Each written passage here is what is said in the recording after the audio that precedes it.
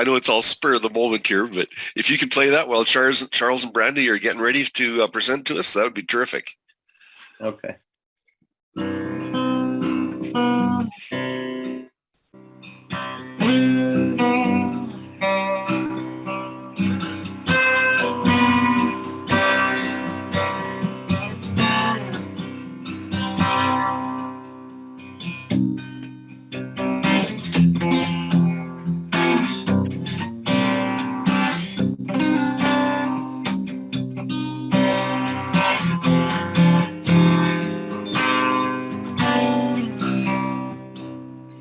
Shabbat, thank you, Yah. It is Shabbat, and thank you, Yah. It is Shabbat, thank you, Yahweh. It is Shabbat. 6 days of the week, anticipate and see the first of His feasts. It is Shabbat. It is Shabbat. Thank you, Yah. It is Shabbat. And thank you, Yah. It is Shabbat. And thank you, Yahuwah. It is Shabbat. It was given as a sign to His people for all time. Yes, a covenantal sign. It is Shabbat. It is Shabbat. Thank you, Yah. It is Shabbat. Thank you, Yah. It is Shabbat. Thank you, Yahuwah. It is Shabbat. He gave it to the world, a day of rest in His praises to Yahuwah. It is Shabbat. It is Shabbat. Thank you, Yah. It is Shabbat. And thank you, Yah. It is Shabbat. Thank you, Yahuwah. It is Shabbat. He tells us in His word to remember and observe, to honor and to rely. It is Shabbat. It is Shabbat. Thank you, Yah. It is Shabbat. Thank you, Yah. It is Shabbat. Thank you, Yahuwah. It is Shabbat. Hallelujah. Hallelujah. Absolutely. Hallelujah. Thank you, Matthew. Appreciate that. That's Hallelujah. an excellent transition. I love that song, actually. Okay. Brandy and Charles. How are we doing there? Yes, we can. All right. Mic check, mic check. Man, what a morning. What an emotional ride. Dolores and Richard with the losses this week. I just want to remind everybody to share in the pain, share in the comfort, share in the lifting up. When we pray, don't let it happen to us before it matters to us. Let us share in that and remember them when we come before Yahweh to lift them up in times for comfort and peace, because words in this realm don't explain the pain and the loss of children and family members. So, yeah, man, Jacob, what a wonderful prayer. Love hearing you. That's cool stuff, going over and being able to travel abroad. So look forward to maybe hearing some of that. Well, who's ready for a little bit different, I guess, change of pace, learning about, we were going to do, I think we were set to do water this week, but we changed it. We're going to be learning about soil today. Who's ready to learn about soil? Doesn't that sound fun? I see a few hands. I see a few faces. Trying to see who's all on here today. We got all kind of people on here. 51 people. Charles, AJ? Charles, can we relate this soil of the ground to the soil of our heart? Man, I tell you what, there's a lot of patterns and metaphors we can look for, but today we're going to be it's pretty extensive. So I'm going to kind of go off of you guys, the feedback I get. If I'm moving too slow, give me a nudge and say, let's speed it up. Or if I'm doing too fast, then rein me in and slow me down. But it can get a little bit weighty and it can get a little bit boring. So hopefully we can find that happy medium where everyone can learn at a pace that they want to. It's actually titled this week, How Plants Grow. Oftentimes I get kind of inquiries or questions directly related to how to grow a plant. And I go off on a different direction and teach people how plants grow, because how to grow a plant's relative to everything, and where you're at and how your situation is and the climates and everything. So when you learn how a plant grows, you are able to modify and flow with the patterns of Yahweh's creation. So I'm going to attempt at trying to do the screen share thing. Usually my lovely wife helps me get all that situated. So we're going to see if I can do it. Possibly. Maybe.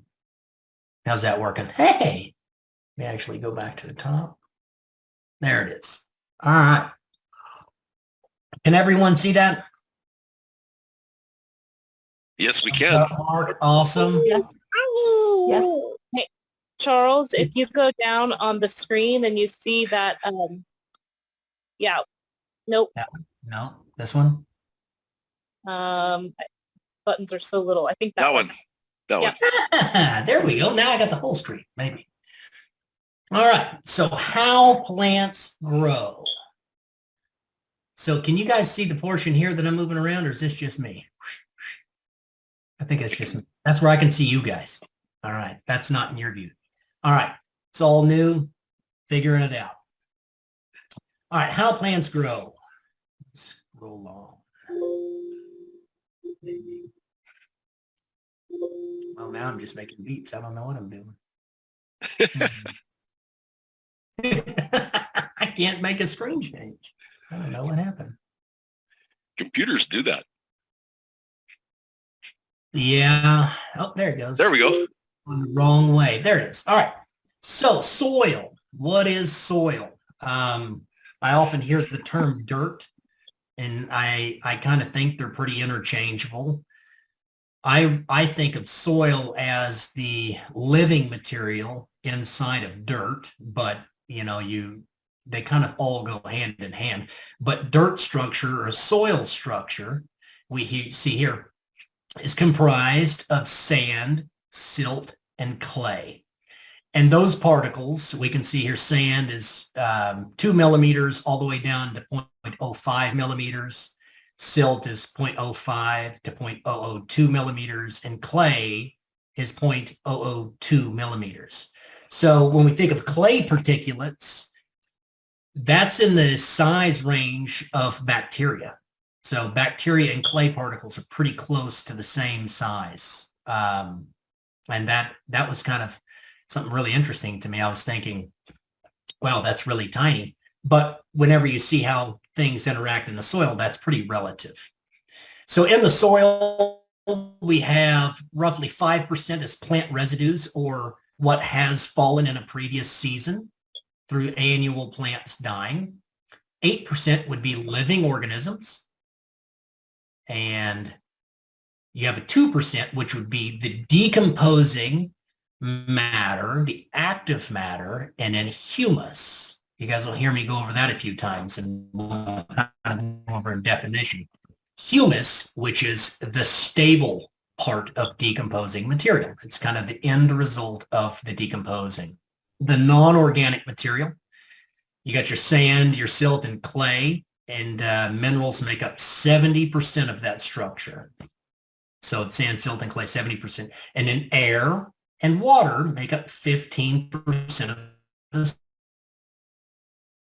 soil structure. Very important key player in plant life in the soil. So this is kind of a blurry screen here. I don't know why it is. This is a simple test for all you people who are interested in your garden and its soil structure. It's a very important part of how your garden or your area that you're growing is going to perform. And this is one of the first tests that I do. Any consultancy or anyone asks me a question, we talk about soil structure. So you can see on the far right, this is where it would be primarily sand, 80% sand. And then you have these two other bands of silt and clay. Clay is always going to settle on the top. It's the smallest particle, so it's the last to settle in water. And silt will make a layer between it and the sand. So this test is basically where you take a mason jar or an old spaghetti jar or something that you can see through, and you fill it halfway with the soil that you want to test, and then the other half with water. You shake it up really good, and you put it down, and depending on the soil, depending on the humic acid in it and the clay, it's going to settle. And for some soils, that may take 7 days. But for most people, because the small particles just hang out forever, for most people, within an hour to 2 hours, the layers start to settle. And you can actually look at your soil structure. And you can see, do you have a heavy clay or a heavy silt or a heavy sand? And you can kind of see here, this is a chart that categorizes those percentages and gives you a description of what your soil type would be. And that is some base information that kind of helps you along with how you're going to grow and the practices you need to implement or the things that you need to do to make your soil where plants can grow. So after the inorganic material, we have the organisms, that organic material. We have the living organisms, the 8%. We have bacteria and fungi, which are primarily decomposers. They're going to be breaking down everything that was living that fell to the ground. We've got protozoa and nematodes, which are going to be the predators to the bacteria and fungi. They're going to be the ones that are higher on the food chain, higher on the trophic ladder, and they will feed on the bacteria. You have worms, in which feed on protozoa and nematodes and on larger pieces of breaking down organic matter. You have microarthropods, which are going to be spider mites and springtails, very small, and some of the larvae in which come from your macroarthropods, which are going to be crickets and beetles and larger insects that are burrowing through the soil. All of these guys make up the living organisms in the soil, and they all play a very important role in what's happening. So humus, what we were talking about before, if you have sand, silt, and clay, there's no life in that. So we have to have life between those particles. And between those particles, we have, in the topsoil, we have humus. And that is the final residues of broken down material, where molecules have been broken down to their finest and smallest particulate to be reconstructed into new molecular structures.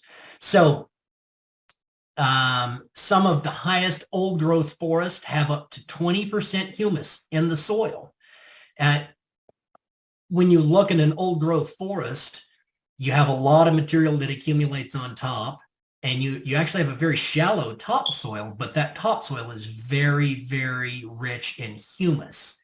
But if you were to go take an agricultural extension test and dig 6 inches deep and send it off to the lab and have it tested, it's going to be deficient in everything because it's all in stable forms in that top bit of humus and in the trees.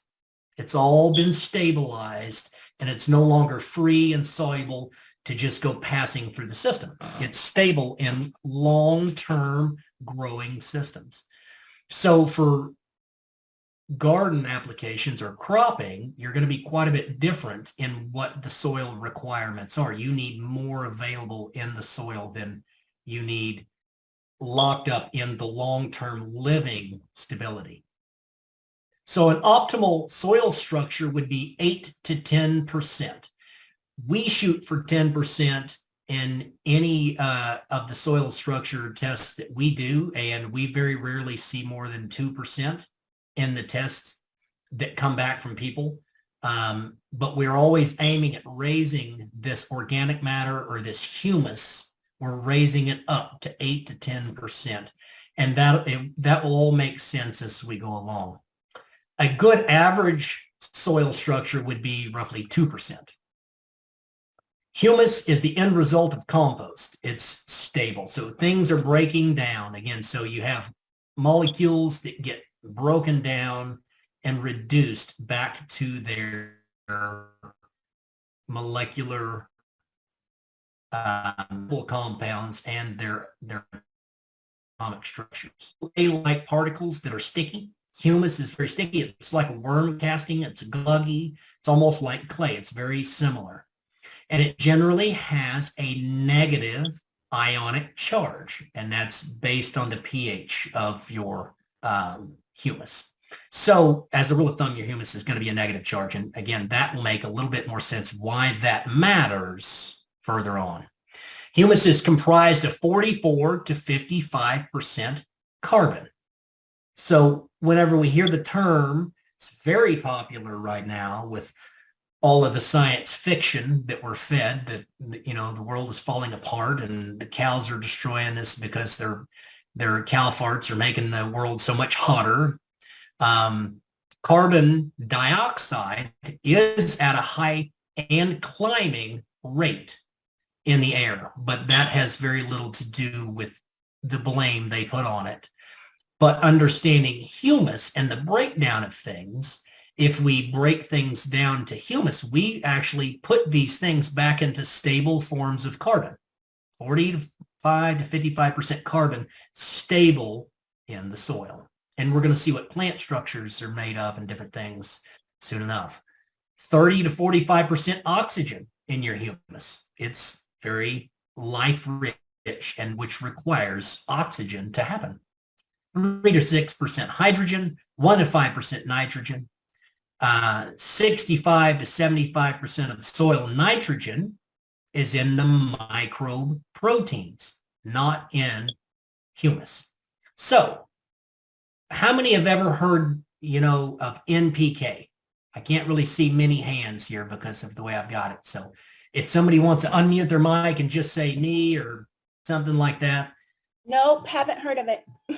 Haven't heard of it. Okay. So it's a main fertilizer representation. If you were to go buy fertilizer at the store, you'll see NPK on the bag. And those are your elemental chart representations for those elements: nitrogen, potassium, and phosphorus. So N is for nitrogen, K would be for the potassium, and phosphorus. And they usually have a number with that. And in agriculture, that's a very popular thing. Is that, okay, we're low in nitrogen. We now need to apply a nitrate. Ammonium nitrate is one of the most popular. And so we see these different numbers on the bags. That's our chemical fertility that they try to say that you have to grow plants. But when we look at the biology of the system, 65 to 75% of the nitrogen is tied up in microbe protein in living organisms. So again, these things are going to start to make a little bit more sense, going through some facts here so we have an understanding. And hopefully we'll be able to send out this PDF to anyone that wants to keep this information. and they can print it out. And then they can pick on all the spelling mistakes and that kind of thing after you print it out and after the slideshow's over. So we actually found several spelling mistakes last night. And I was like, how did we misspell that? Anyway, I'm glad my wife does it because everything would be like,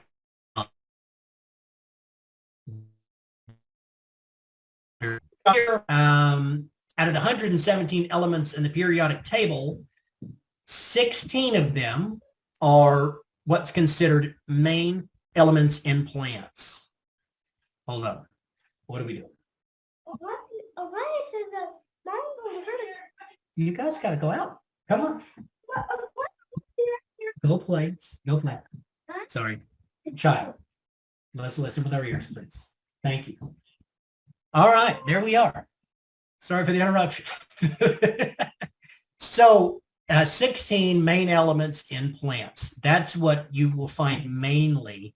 Now you're going to find all kinds of elements in human bodies and in plants, but this is the 16 main elements that you'll find. The 9 structural elements are carbon, oxygen, hydrogen, nitrogen, magnesium, potassium, calcium, phosphorus, and sulfur. The other 0.5% is boron, chlorine, manganese, iron, zinc, molybdenum, copper, and cobalt. So that said, let's look at the top 3, which I think make up, let's see, 45, what is that? Anybody? 96% of plant matter is made up of carbon, oxygen, and hydrogen. Do you think we need to buy that at the store? Anybody, do we need to buy any oxygen at the store so our plants can be made? No. That's right. Those are free in the air. Those are free in the air. Carbon dioxide, oxygen, and hydrogen are in the air. Nitrogen, 1.5%. A lot of that is going to be coming to the nitrogen cycle, again, in the air. So a lot of that's going to be passing through the system. So looking at that, we get some magnesium, potassium, calcium, phosphorus, and sulfur that make up the main plant structure, but we're being sold, again, this is from an agricultural jab, we're being sold that the world's running out of phosphorus and we're never going to make it without nitrogen. We've got to buy. And all of these things that make up the main structure of the plant are out there. That's the heavyweight material that's in the plant. So let's just keep rolling through. Carbon dioxide. So I'm not going to get too deep into the things that we could go into and that are kind of irrelevant to the study, but you can see carbon dioxide obviously is 2 oxygens and 1 carbon, and they're linked together with covalent bonds. So because of how this bond of this molecule happens, it's not water soluble. It has to be broken down with an enzymatic process, and or man figures out ways to do things destructively. But in the organic world, this type of molecular bond has to be separated with an enzymatic process. The most important compound to the soil atmosphere is carbon dioxide. So has anybody heard that we've got carbon on the rise and it's like the world is dying and we're falling apart, carbon's on the rise? Let me make this statement. The most important compound of soil atmosphere is carbon dioxide, the final decomposition of organic matter. It's very interesting that we have the least amount of trees and plants on the face of the earth today, and we have a high amount of carbon that's trying to say we need to now make a environment that is friendly to growing more plants because you guys are destroying so many. It's a cycle. We have more because we've reduced stable forms of life into gaseous forms of unstable carbons. And so where are we going to end? Only Yahweh knows, but I know that things have to become very unstable for prophecy to be revealed. So it's going to be interesting to see how much carbon we put into the atmosphere before the day comes when he reveals his self to the earth in that final day. So the intensity of the biochemical process taking place in the soil can be judged by the amount of carbon dioxide released. The formation of CO2 depends a large degree on the microbial metabolism, and that's, again, how fast the biology is consuming residues that have fallen to the ground, the previous generation of life forms. Each season, we lay down a residue of crop and or leaves that fall from the trees of decaying matter, and how fast the microbes destroy that and break it down and consume it is based on its metabolism, and that's going to be really relative to how fast we can cycle nitrogen and carbon throughout the soil. Everything that favors growth in a microorganism increases the generation of CO2. And that's in a book and a direct quote from a fellow named N.A. Kirillznikov. He was a Russian scientist that did quite a bit of research, and that's where I've gotten a lot of my information, a lot of knowledge on soil and how it works. So this is kind of some deficiencies that you can see of different plant nutritions. If you're growing plants, again, these are just basic things we're whipping through, and you can see this is for a corn leaf. This is pretty much the same with sorghum grains or wheat grains. You can see this, the grassy type blades, you can see these deficiencies.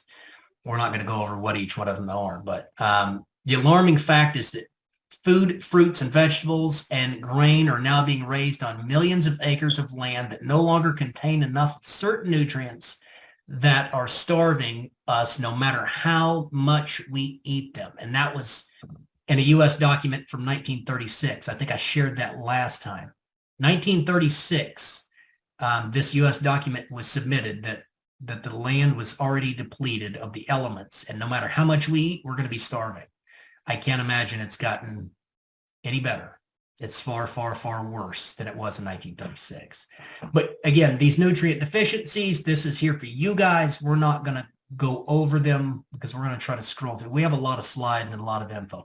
Again, if I'm moving too fast, back me up. If there's something interesting you guys want to go over, or if I'm moving too slow, poke me and keep me going.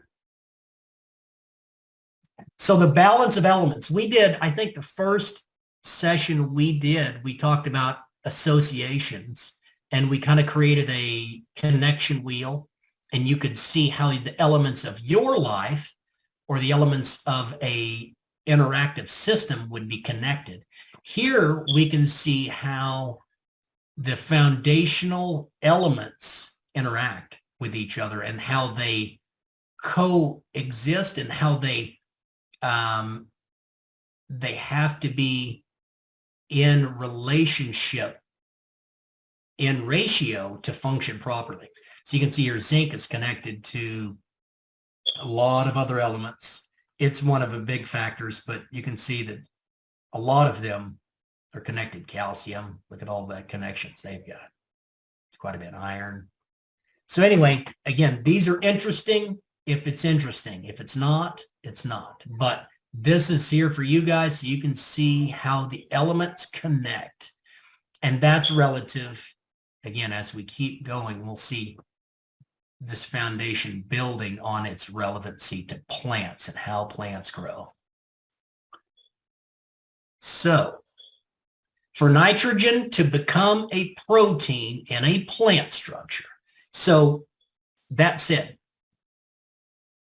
When you're growing a plant for your consumption, grains, vegetables, or leafy greens, we want complete amino acids and we want complete proteins. And in order for that to happen, we have to have nitrogen because it is the building block of proteins and peptides. So for nitrogen to become a protein in a plant structure, 20 or more Minerals are needed to assist its conversion from an element into an amino acid, peptide, or a protein. So that's a lot to take in, but nitrogen is the base foundation of all proteins. But if we look at all these elements have to happen to assemble that nitrogen into amino acids, and we get complete chains amino acids that create peptides or proteins.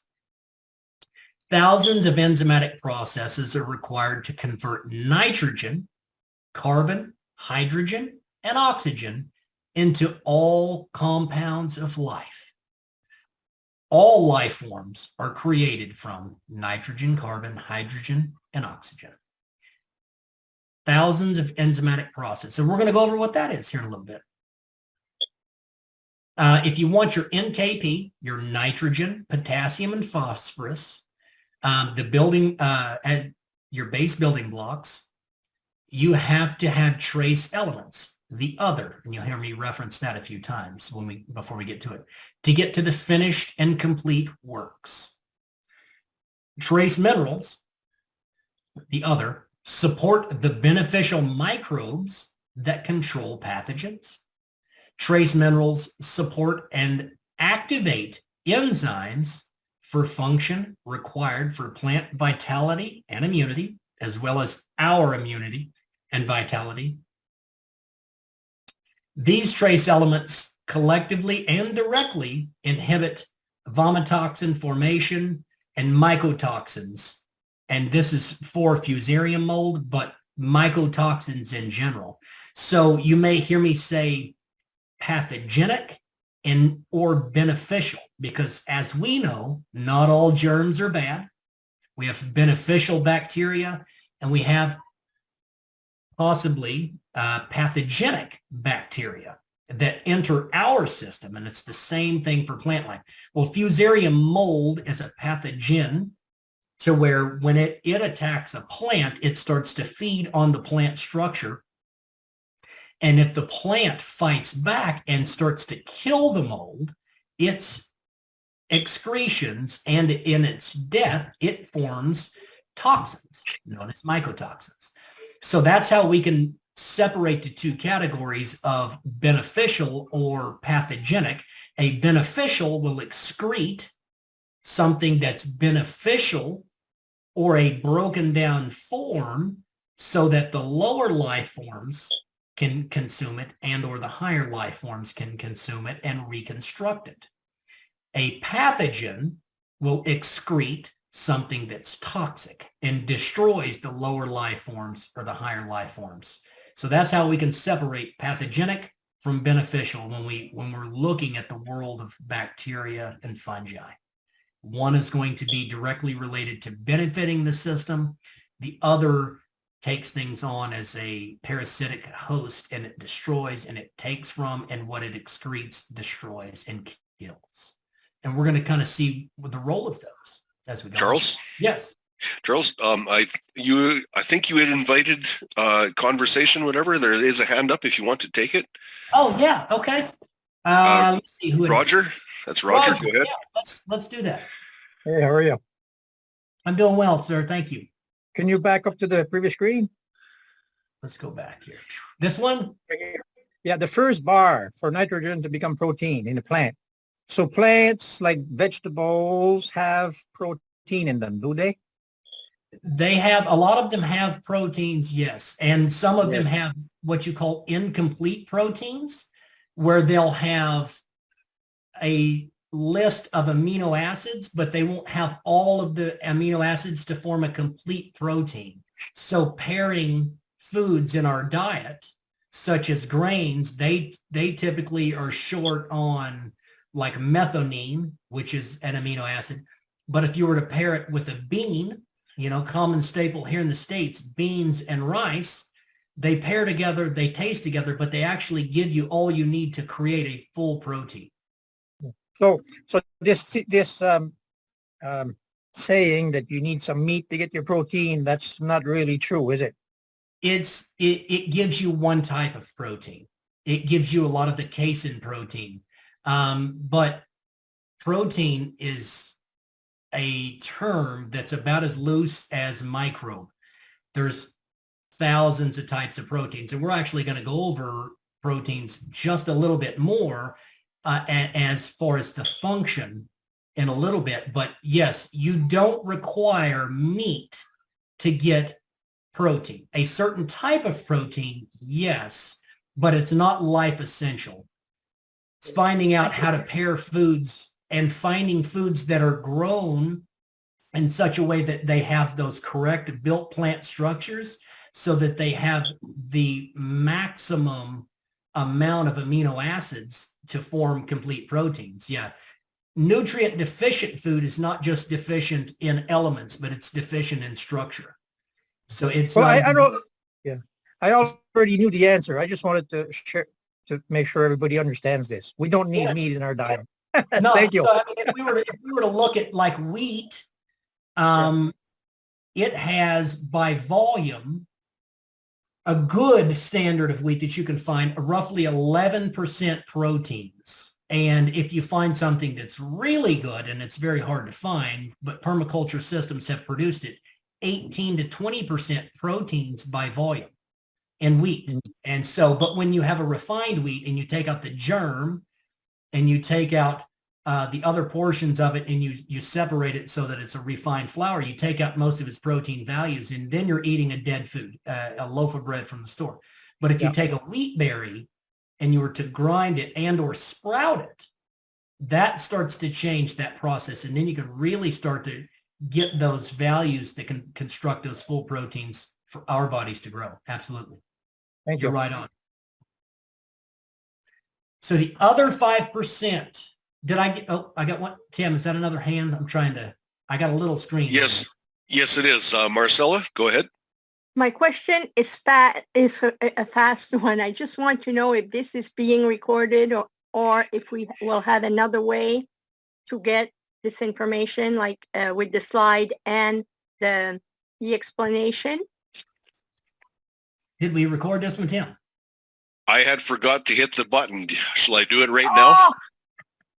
Yes. We can start it from here. Yeah, sorry. I forgot all about Recording that. in progress. I'm the one that should be sorry. I didn't think of it. Sorry. Oh, okay. Well, now we've got to the other, so we can start recording here. And we'll send out a PDF if, how would be the best way to do that? I'll let my wife try to head that up for the best way to send the PDF to people that want it. Yes, Charles, just send the PDF to me and I'll make sure that it gets in the newsletter and that it can go out somehow with the newsletter and whatever the recording is. Thank you so very we'll much. have the entire presentation then? Yes. It would have up to this point, but it would have all the slides. Oh, okay. Well, better than nothing. Thank you. Yes, thanks. Oh, sweet. Thank you, JD. Oh, perfect. Thank you. Charles, I've also been recording as well. Awesome. You guys rock. So there you go, Marcella. We've got it recorded. Thank you guys very much. So here I am, forgetful. I just got right into it and started jabbing. Anybody else have any questions before we keep moving? All right. So the other 5.5%, we covered the bulk of the elements that took to grow the plant. And this is the other 0.5%. So the way that we look at this material is if you had a big truck, you've got carbon, oxygen, and hydrogen. That's the steel, the engine, the frame, all the bulky materials it took to make it. When you're looking at boron and chlorine and manganese and iron and zinc and copper, cobalt, molybdenum, those are things that are like the battery, the fuel, the injection system, the actual lubricants that are moving in and out of the engine, the things that make this big, heavy, bulky thing function. These are these small elements. So we're going to kind of get into a little bit of that on how they function in a plant and what they do. But before we do that, we have to understand in the soil, we've got a pH scale. Has anybody taken a soil sample and checked the pH in their garden or anything? Any feedback on that? Or is this a pretty new concept? Okay, well, we're gonna. Never done I have it. a time. Okay, so I'm gonna kind of treat it as a new concept. pH. If anybody's ever had like a fish aquarium, the water, typically you have to do a pH balancing test on it, and I'm trying to think of other things that require pH test. So pH is acidic or alkalinity. It's pH stands for potential hydrogens, and it's a test to see the level of hydrogens in liquid form and or the activeness of the hydrogen in the element. And that creates an alkalinity and or an acidity. And it's scaled weird. 7, which would be considered potentially hydrogen neutral, pH neutral. It's not listed as acidic or alkaline, so it's not caustic or acidic. And so it's a logarithmic scale, which is logarithmic. There you go, I'll get it. Which means it's in a pattern of 10 times 10 or to the power of 10. So from 7 to 8 is 10 times more alkaline. From 7 to 9 is 100 times more alkaline. And from 7 to 10 is 1,000 times more alkaline, and so on and so forth. So it's not just a little bit more. So if you're looking from 7 to 6, that's 10 times more acidic. 7 to 5, that's 100 times more acidic. So in the gardening world, plants such as, an extreme case, blueberries, like it way over here in this 4.5 to 5 range. You can imagine from 7, that's a long way more acidic than typical garden soil, which is going to be between 6.5 and 7. But this chart shows you the availability of those things. And you can see most of our elements are going to be available between 6.5 and 7.5. You know, all the way to 8 a little bit, and back here to 6. When we get up to 6, manganese, calcium start falling off. Phosphorus is almost impossible to get to in those ranges.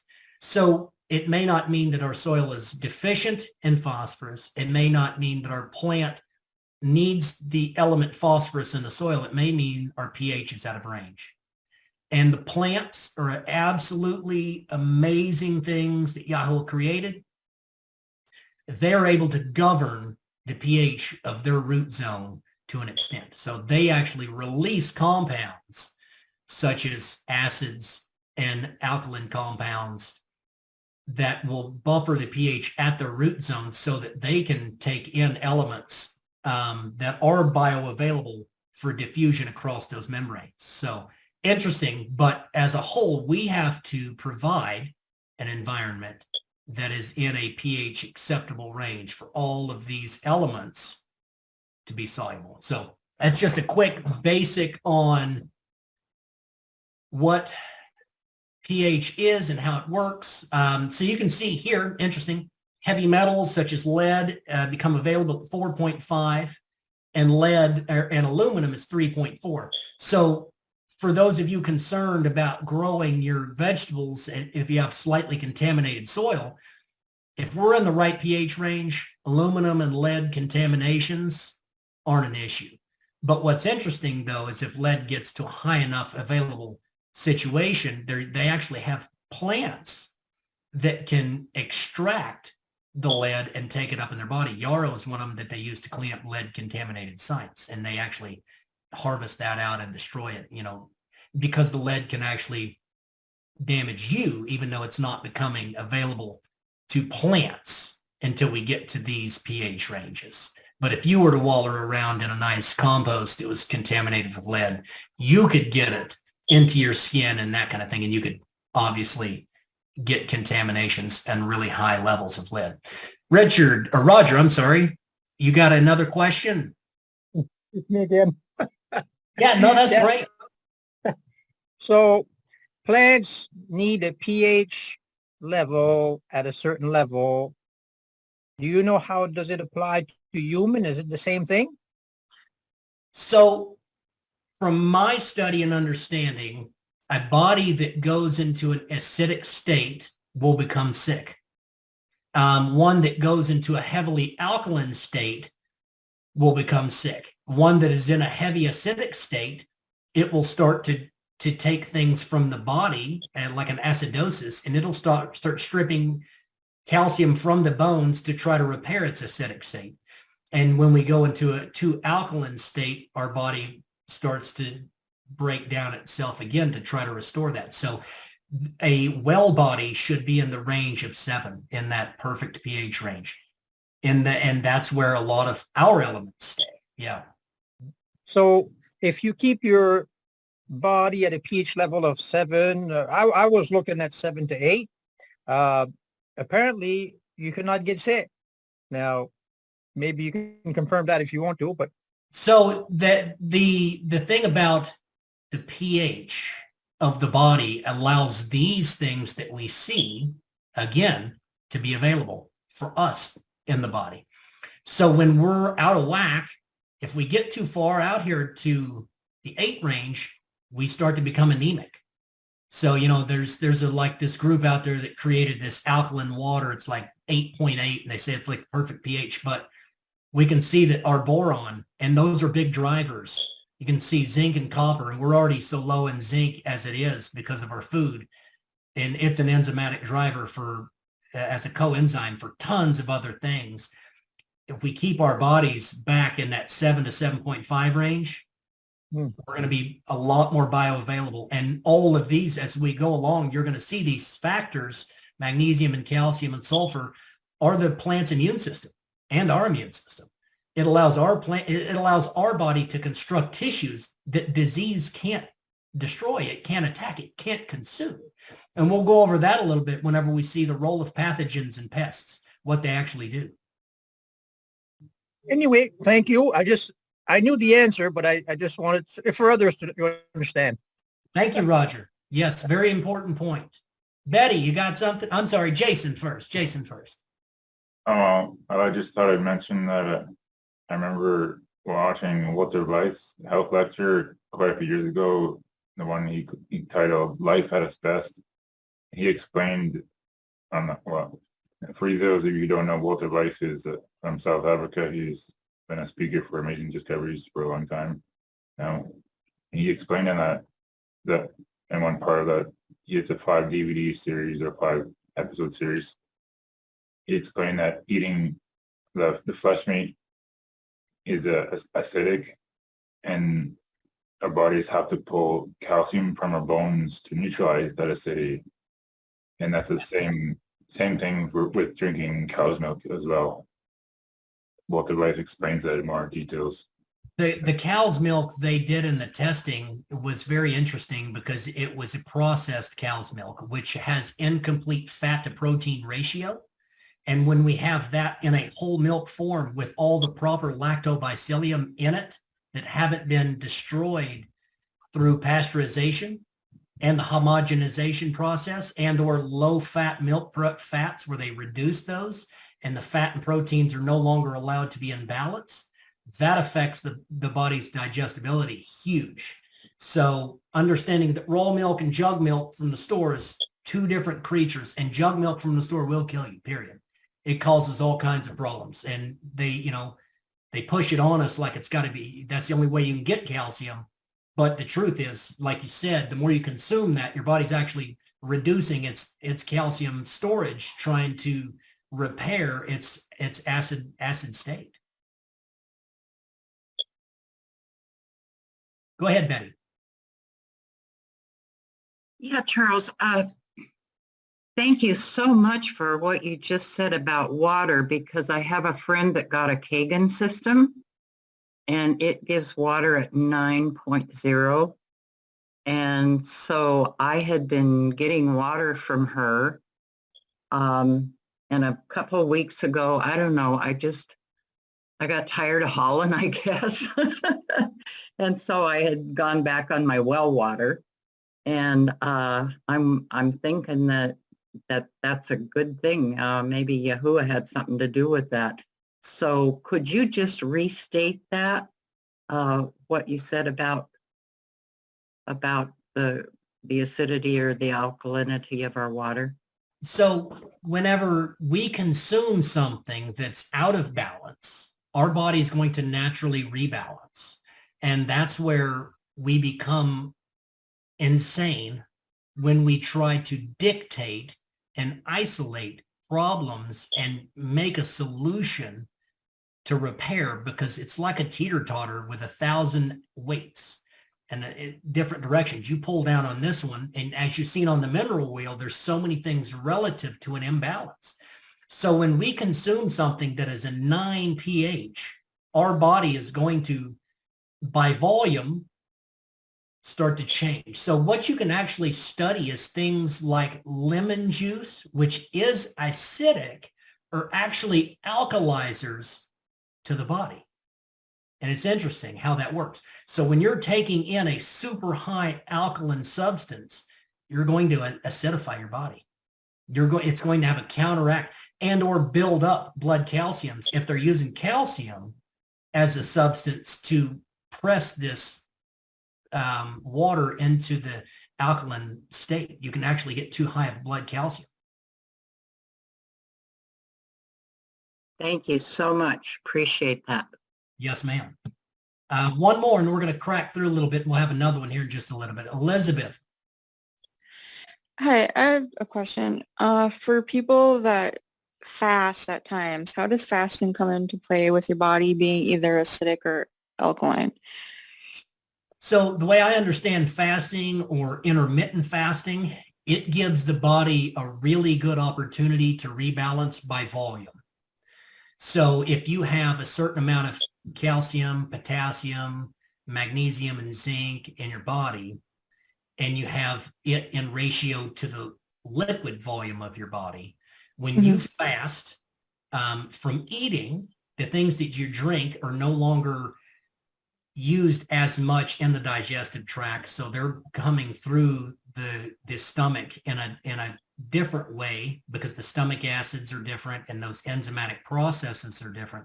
So your body's going to be flushing a lot of unneeded things, because the kidneys can focus on flushing and cleaning versus trying to take in new things and process.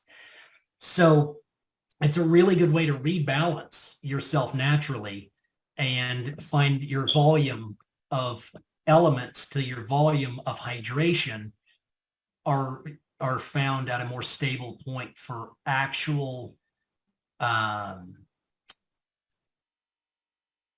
it's not just full hydration, but where we would be at the point where our electrolytes are in balance to the hydration point, so that our muscles can expand and contract, heart and all of those long muscle tissues, those twitch fiber tissues, the nerve endings can actually function, because of the elements that are in us by volume are able to carry the electromagnetic circuitry through the nerves at the proper way when we're in balance. So fasting, I think, is a great way to help restore your body into a state that it should be, whenever we're able to take the fast to a point that is healthy, and each body, or how Yahuwah leads you in a fast. But it's a good way to rebalance the body for sure. By volume, the body's able to regulate and bring yourself back into where it should be. Okay, I was just wondering, I fast at times alongside with prayer, but now it's getting me more curious on this aspect of it. So Yes, ma'am. All right, we're going to truck on, but if there's any questions, keep them in mind. We're going to go through here in just a little bit. We'll have another spot that I'm actually going to ask a question. Who knows? Hey, It's probably Charles. the next slide for me. Charles, Yeah. I just wanted I just wanted to add to that with an example. And when you notice that for times that any of us have been ill or under the weather, when you first start coming down with things, overall, a general consensus is that you don't feel hungry. You don't want to eat. Food doesn't sound good. And so you don't eat. Your body is naturally trying to rebalance the system that's out of whack. So it's not, it's a sense of a self-induced fast without the conscious thought of fasting. And then after, you've kind of gone over the hump, when food starts to sound good again, those things that you notice that you're craving are things that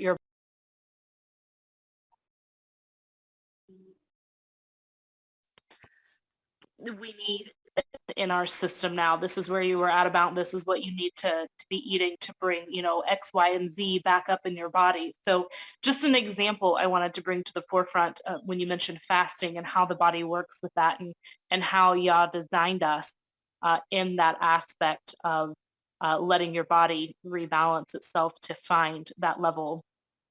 So that's all.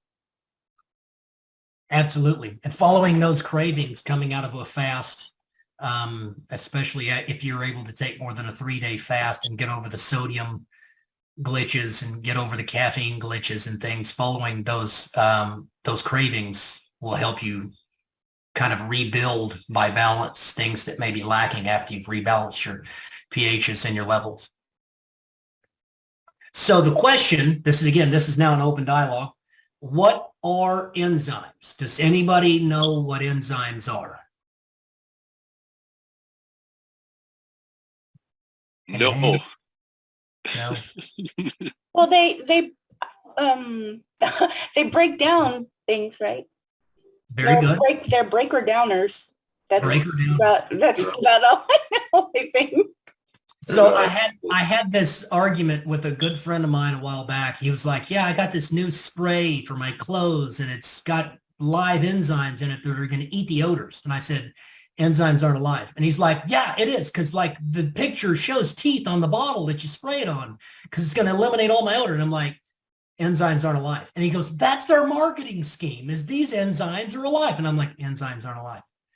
He's like, yes, they are. And I'm like, just look up an enzyme. An enzyme is a protein. He's like, it isn't. It's an enzyme. Enzyme and microbes have kind of gotten wadded up in this category.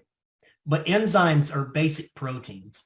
Enzymes are acids and enzymes are glue. It's what takes apart things and puts things together. Life does not happen without enzyme.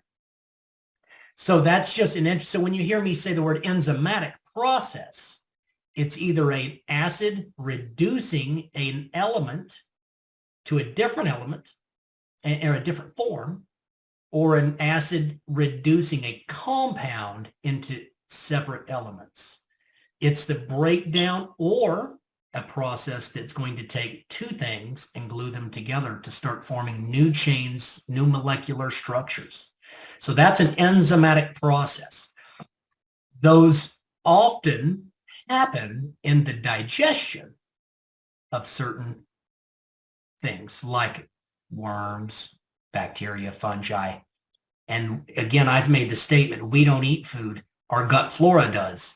We just mash it into smaller pieces so that the bacteria can actually take a structure, an element, and move it and put it together, and or take a molecule and break it apart into different elements so that it can be reconstructed. You got breaker downers and you got putter togethers. That's right, Eddie. It's the acids and the glues inside of us, on us, all around us, the enzymes. But if you look up enzymes, they're proteins. So those are key things that structure and destructure all of the organic world. So now we're going to go over that 5%, 0.5%. I'm going to try to breeze through this, I guess, unless you guys want to hear more about it.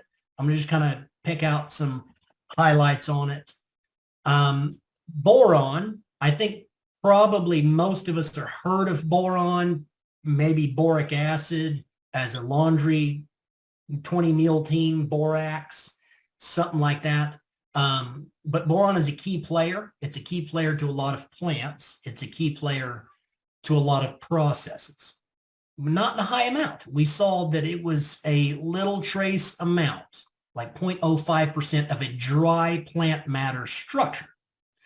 But that doesn't mean that's all that it does. It means that that's where it landed in a molecular bond.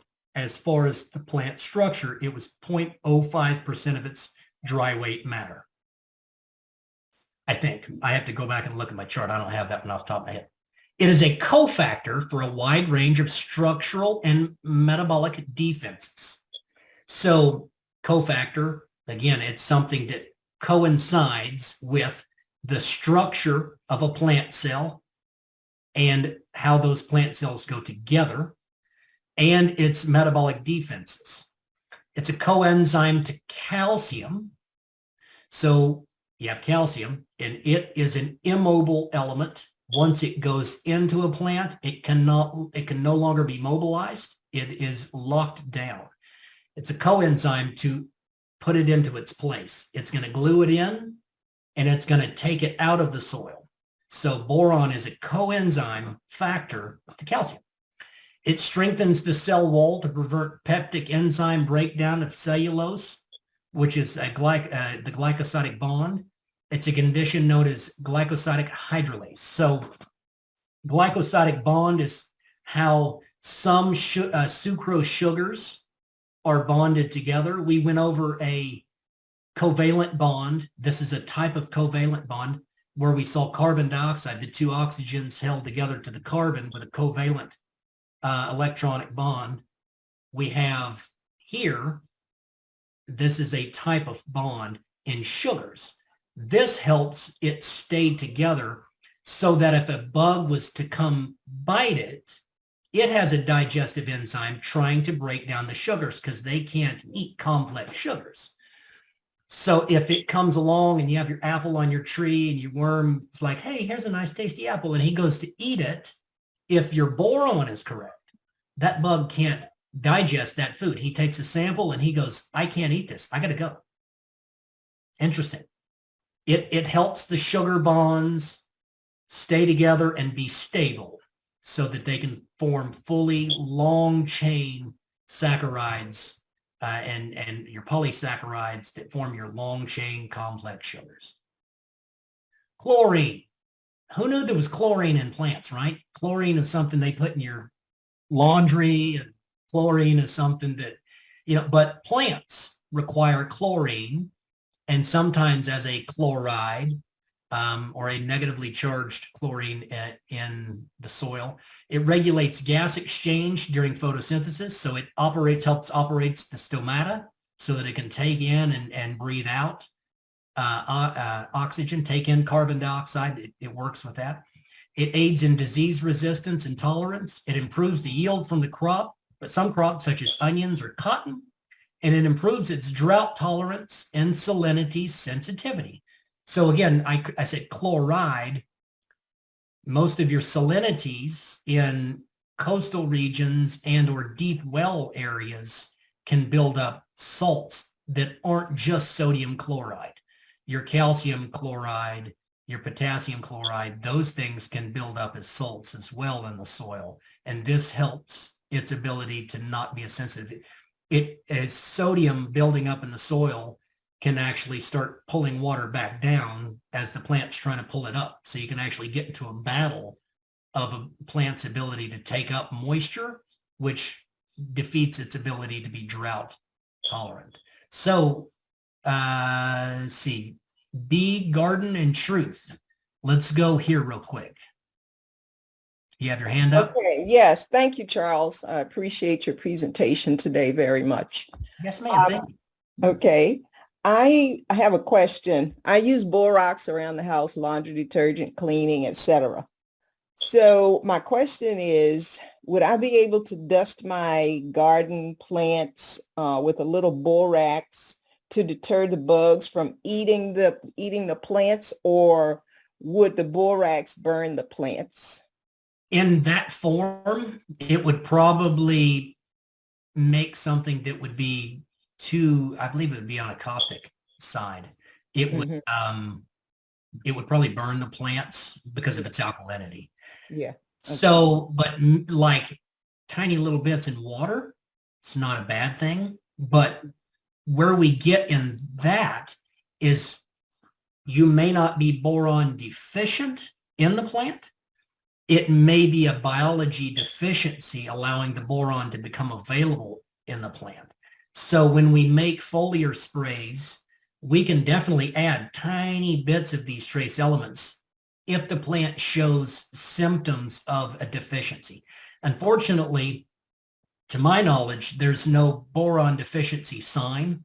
I can't say, oh, you've got a small leaf here, or you've got this coloration, or this type of veining that would let me know there's a boron deficiency outside of overall wellness of the plant, or a soil test.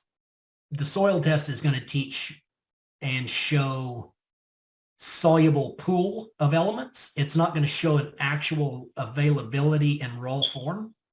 So the biology in the soil will help cure any of those deficiencies. What you can do is take and make a biology tea and have all of the biological elements that are beneficial to the plant, because their surface of their tissue is like our skin. It has a microbe flora. And so whenever we put on a foliar spray that's an active biology, it will help take in and help defend much better than trying to take an elemental foliar spray and get things out of balance, because sometimes we can get too much of this or too much of that and cause an issue. You know, it's like in our body, if we get high potassium levels, it can cause neurological issues and muscle spasms just as much as a deficiency can. So allowing the biological processes to find balance by Yahweh's pattern is a much stronger approach than attempting to be a chemist and cure an isolate of deficiency. Finding the balance through the biology is always my approach. Okay, thank you. Yes, ma'am. All right, cracking along. Oh, iron. Everybody's heard of iron, right? It's huge in the production of chlorophyll, plants' respiration. So again, that stomata, how it can take in and take out. Photosynthesis, how it's going to be able to take in those photonic rays and start to create oxygen, or take oxygen, hydrogen, and carbon and start to form sugars at the base form of life. It works along with molybdenum for the nitrogen fixation of legumes. So the bacteria that are able to host with leguminous plants, all of your what they call nitrogen fixing plants. Iron is important in the soil. And iron is one of those things where a soil test is just pretty irrelevant, because you can take 4 different soil samples and get 4 different readings, because iron is kind of tricky for them to find and depends on which ferrous test they do.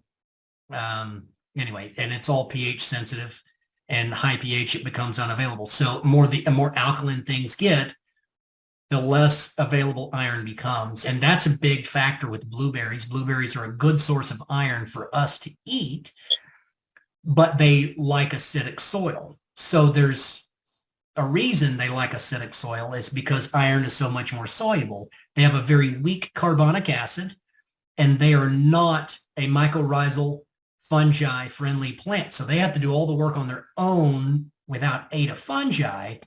So the lower the pH allows them to take up the iron that they need. So just kind of a understanding that iron is very pH sensitive. Higher than manganese ratio for proper uptake. So in your soil, you need more iron than manganese because of that cofactor relevancy. It needs to be in the proper ratio. Zinc, huge one. It's a very common soil deficiency, and its main reason that is deficient is because of the fertilizer in which we really mainstream in the mid 1950s as a phosphate, a superphosphate or a triple phosphate. Rock phosphates have rendered a lot of zinc insoluble. It's taken it out of the range of availability that most microbes can get to. And so most of your plants are zinc deficient, which if your plants are zinc deficient, it means the food you're eating is zinc deficient and your body is zinc deficient. And it is a cofactor to over 400. Now that it's closer to 500 that they've discovered that zinc drives 500 different enzymatic processes. So it's very important in our bodies and in our food. It modulates phytotoxins and mycotoxin productions in pathogens. So again, it renders void a lot of the production of mycotoxin and phytotoxin that are in the pathogens, those bacteria and fungi that want to consume and excrete things that are toxic to us and plants. Zinc is huge in stopping that production and making it where it isn't able to harm us. It stops the production of fusarium, the mold we had talked about, and causes vascular wilt and fungal disease. So you can see a lot of plants that suffer a vascular wilt where it seems like your plant is just happy go jolly at 7 a.m. and by noon he fell over and he's flat and he never recovers. A lot of those are vascular wilts. The use of superphosphate fertilizer inhibits the uptake of zinc in the soil. We just went over that. The maximum application, if you were going to put it into your field, is 1 pound per acre per year, essentially. You can't go more than that or you're going to start building up toxicities and things that go the other way from being beneficial. Again, this is just if we try to play chemist and we want to attack a problem with a Band-Aid instead of a cure. Copper. We all love copper. I love copper. It's a really beautiful metal. It promotes complete lignin fiber formations, making a strong stem and stalk. So whenever you look at a plant and you're growing it, sometimes it's a genetic speciation to where your plant can't hold itself up. For instance, if you grow a beefsteak tomato with a 3-pound tomato, your tomato plant was never designed to hold it 3 feet in the air. It was designed to have a tomato the size of your fist that high in the air. So a large tomato is going to break that plant structure down. But if you're growing wheat and the first time the wind blows, that stalk falls over on the ground, it wasn't because your wheat head was so big your plant couldn't handle it. It's because it didn't have enough copper in the stalk to build up the lignin fibers. So interesting. It builds up those strong structures within the woody stems and the straw stems. It's a cofactor for polyphenol enzyme, the plant's defensive enzyme. So another way that the plant defends itself are through secondary plant metabolites, where it creates things that are basically antimicrobial. Some plants you can study for your health have benefits like, garlic. It's a natural antimicrobial. It's an antibacterial and it's an antifungi. So whenever you look at polyphenols, these are secondary plant metabolites that they use to defend themselves. It's a cofactor for microbial enzymes. So again, those enzymes that are in the digestion of the microbes. It improves overall disease resistance of plants. So they actually use this as a fungicide, copper sulfate. They'll make it to where you can spray it out and it kills everything fungi, and then you start to kill your beneficial fungi and really start to suffer. Cobalt. Cobalt is a really interesting one too. It plays a critical role in the overall growth and process of plants. It's a critical cofactor for all B vitamins. So if you guys are taking B vitamin supplements, thing to understand, if your food does not contain the cobalt it needs, then you're probably not going to be processing a lot of those B vitamins. Again, vitamins are organic compounds or molecular structures of elements that were created by plants and or other living organisms such as bacteria and us. We create some vitamins in our own body using elements. Lower than 1/100th of the minimum in most farm soil. So you're way, way, way low on cobalt in most of your growing areas. And the reason why isn't necessarily that it doesn't exist. It's because it's extracted and it's a low amount already in the soluble pool, and the biology is not able to restore it. One, because the law of abundance and the law of return was not obeyed. We didn't give back to the soil. We kept being extractive and taking. And so at that point, there was not residue of the cobalt returning, but because of that, we didn't feed the microbe base, and they weren't given time to restore. The essential for the role of nitrogen fixation in leguminous plants. So molybdenum, cobalt, and calcium, big factors for your ability to fix nitrogen. It helps the absorption and transport of CO2 in the plant from the soil. So again, that movement of carbon, it's big. It's a big factor for that. Interesting characterability, has the ability to substitute for other transitional metals such as zinc, copper, and iron. So if you're low in zinc, but you're sufficient in cobalt, it can do the job of your zinc. It can do the job of your copper and of iron in some of its transitions. Molybdenum. How many have ever heard of molybdenum? Anybody? Hey, we got one hand. So it requires for plant nitrogen utilization. So the plant can't even take in nitrogen properties without molybdenum, but it is the smallest of the dry weight matter of the structural elements. It's like 0.002% of the dry weight matter, but it doesn't mean it's not used in other functions. That's what settled in molecular structures of the plant. So small amounts do a large thing. It's kind of like that truck made of steel and all the plastics and all the main structures, but without that fuse that ran the fuel system, it ain't going anywhere. That's molybdenum. It's that tiny little piece that's required for the circuitry to be connected, for the fuel relay to pick up, for the fuel pump to run, for the battery electricity to move through the system. It was required so that you had the go-go juice when you pressed on the gas. So these little things make big impacts on how things function. The proper nitrogen metabolism for the intermediate compounds, it blocks vomitoxin formation. Again, that's another attack of pathogenics. You've got the vomitoxins, the mycotoxins, the phytotoxins. Those are all toxic attacks from pathogenic things. It suppresses phytothorium. I don't even know what that is. I put it in here and I don't know what it is.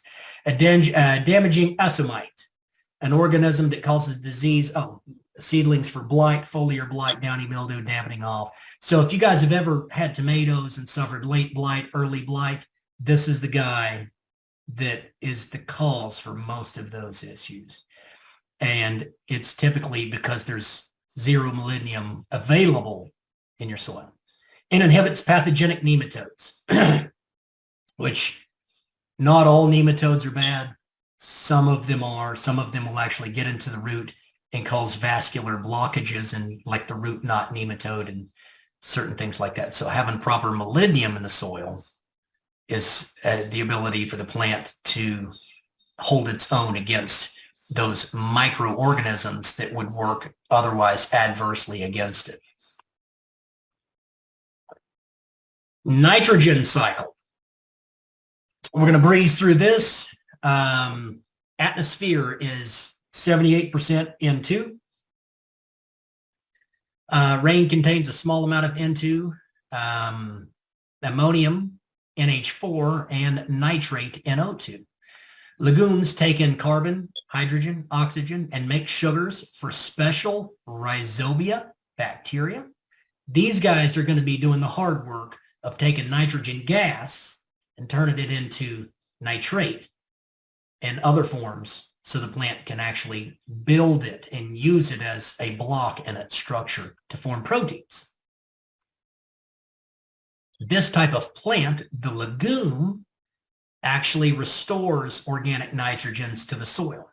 So this is what we use in a lot of interplanting with trees and smaller herbaceous layers to help fertility in our growing areas.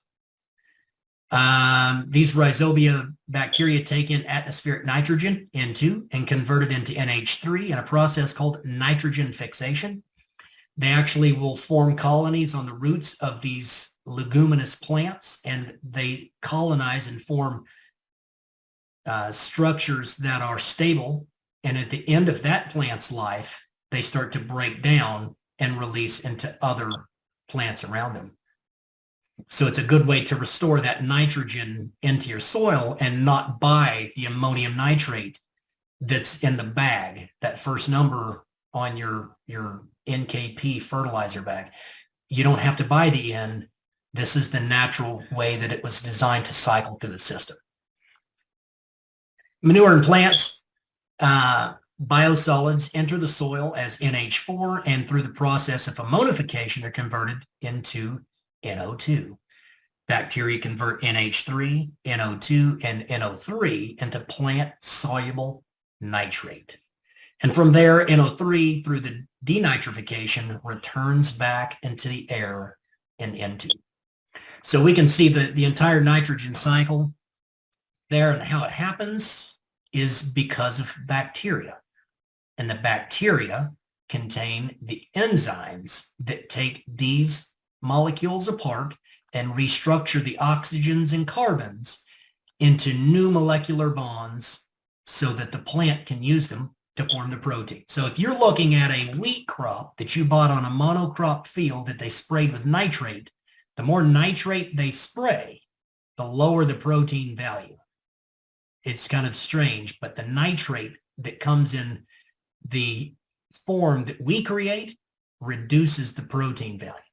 So now we've got wheat that we're eating that's 5, 6, 7% protein versus ones that would be grown in a natural system that can push 20%. It's a lot more food for each bite, and especially when it's in a whole form with all the other elements that we eat. Big, big difference. And so here we can kind of see how that nitrogen cycle works. In this beautiful pictogram, we've got the nitrogen fixation. So it's interestingly enough, lightning will actually release nitrogen into the air with its ionic blast. And so in a heavy lightning storm, you're actually restoring a lot of nitrogen into the soil. Nitrogen fixing bacteria. You can see where the cow gave his nice little input, splat, it comes in as a manure, and through the nitrification, and then the plants are taking it in, the denitrification back into the cycle. So nitrogen is in a pretty flowing cycle all the time. It's pretty fluid. Boop, boop, we'll get there. All right, potassium cycle. It's a little different. Move over here. Most soils contain enough potassium. The truth is, according to everything I've researched and according to a whole lot of work done by a lady named Elaine Ingram, there's no soil that's deficient in anything outside of microbes. All soil, except certain new volcanisms, new volcano areas, where it actually has not much sand, silt, and clay. It's got a lot of lava, essentially, that's cooled off, and it hasn't been broken down through erosion. It has not as many things that sand, silt, and clay do, but outside of that, there's no soil on Earth that doesn't contain all the elements required for plant life. It lacks the biology to cycle it. So most soils contain enough potassium. High amounts of are fixed and stable. Clay can hold on to more because of its ionic charge. So that initial slide we saw where we were seeing our clay, silt, and sand ratios is understanding that clay, like humus, often has a negative ionic charge. So elements that have a positive charge will stick to the clay and not leach through the soil. And it can hold different types of elements that are positive charged, but it can hold, I'm trying to think of how many it can hold. It's like 8 or 10 different positive charges to a single grain of clay. It can hold on to it. Humus is where we can hold on to hundreds of elements. So that's why it's so important to get your humus up in the soil, because now these soluble forms passing through will get stuck to the humus because of its strong negative charge. It will actually clump and start to create little globular structures of elements that can then be in the pool for bacteria and fungi to access. So sand tends to have lower availability because of its ionic charge, and those are all relevant. You know, if you got super sandy soil, that's one thing we struggle with. There's different techniques you use to resolve that. It's not the end of the world, but different ways that you can enhance your plant growth. Potassium moves very quickly in and out of the soil. Let's see, chemistry of potassium forms soluble ionic bonds similar to sodium. So you can kind of see that hydrogen bond and how water can remove it pretty easy. The average of 0.9% of the dry matter is potassium. So there's quite a bit in a plant, almost 1%. When it's too high in the soil, it can overaccumulate in the plant. The optimal range is 50 to 80 particles per million. So again, I'm not an advocate of over accumulating if the plant is working in a natural, well-balanced system. If you've dumped on potassium out of the bag in a high ratio, it can build up in the plant and become toxic to grazing animals. And that's why that's relevant. And or you'd have to really eat a lot to become high in potassium. You'd have to get, silly on how much you're eating from your garden in order to build up too much potassium, because we just don't get enough nutrients from our ground. We don't eat enough from our ground. But cattle and things that are constantly grazing, if you go dump your bag of fertilizer in the field, potassium levels are too high. That's all they eat, particularly unless you feed them from the bag. They can start to accumulate too much potassium in their bodies. But a well-rounded system where biology is making the potassium available, you're never going to see too high potassium in a plant. When it's not a part of the plant structure, is not a part of the plant structure, active, but not structural. So it's the immobilizer, and it's a bond to different things. It's a director of how other elements are moving through the system. It's always in an ionic form, not in a molecular role in the plant. So when we're looking at the molecular structures of a cell, we were to break that down and see all the elements that made up the cell. There's no potassium in the cell. In a molecular structure, it will be in its own isolated form. It's never locked down. It's an enzymatic driver in photosynthesis. So the process, the acids and the glues that are allowing things to happen during photosynthesis, it's a driver for that as a coenzyme. It opens and closes the stigmata, operating by potassium, and the pollen, which is the pollen receptor in the flower. Critical for gas exchange, water usage, and new tissue growth. So it's a help driving all of that. And phosphorus cycle. So phosphate is what we see in that final number, potassium, and then phosphate. It's the P, the NKP. When you're looking at it as a 6.5 or lower on the pH scale, it's known as H2PO4. And whenever we are 7 or above, it's known as HPO42. Dry plant matter phosphorus is about 0.16%.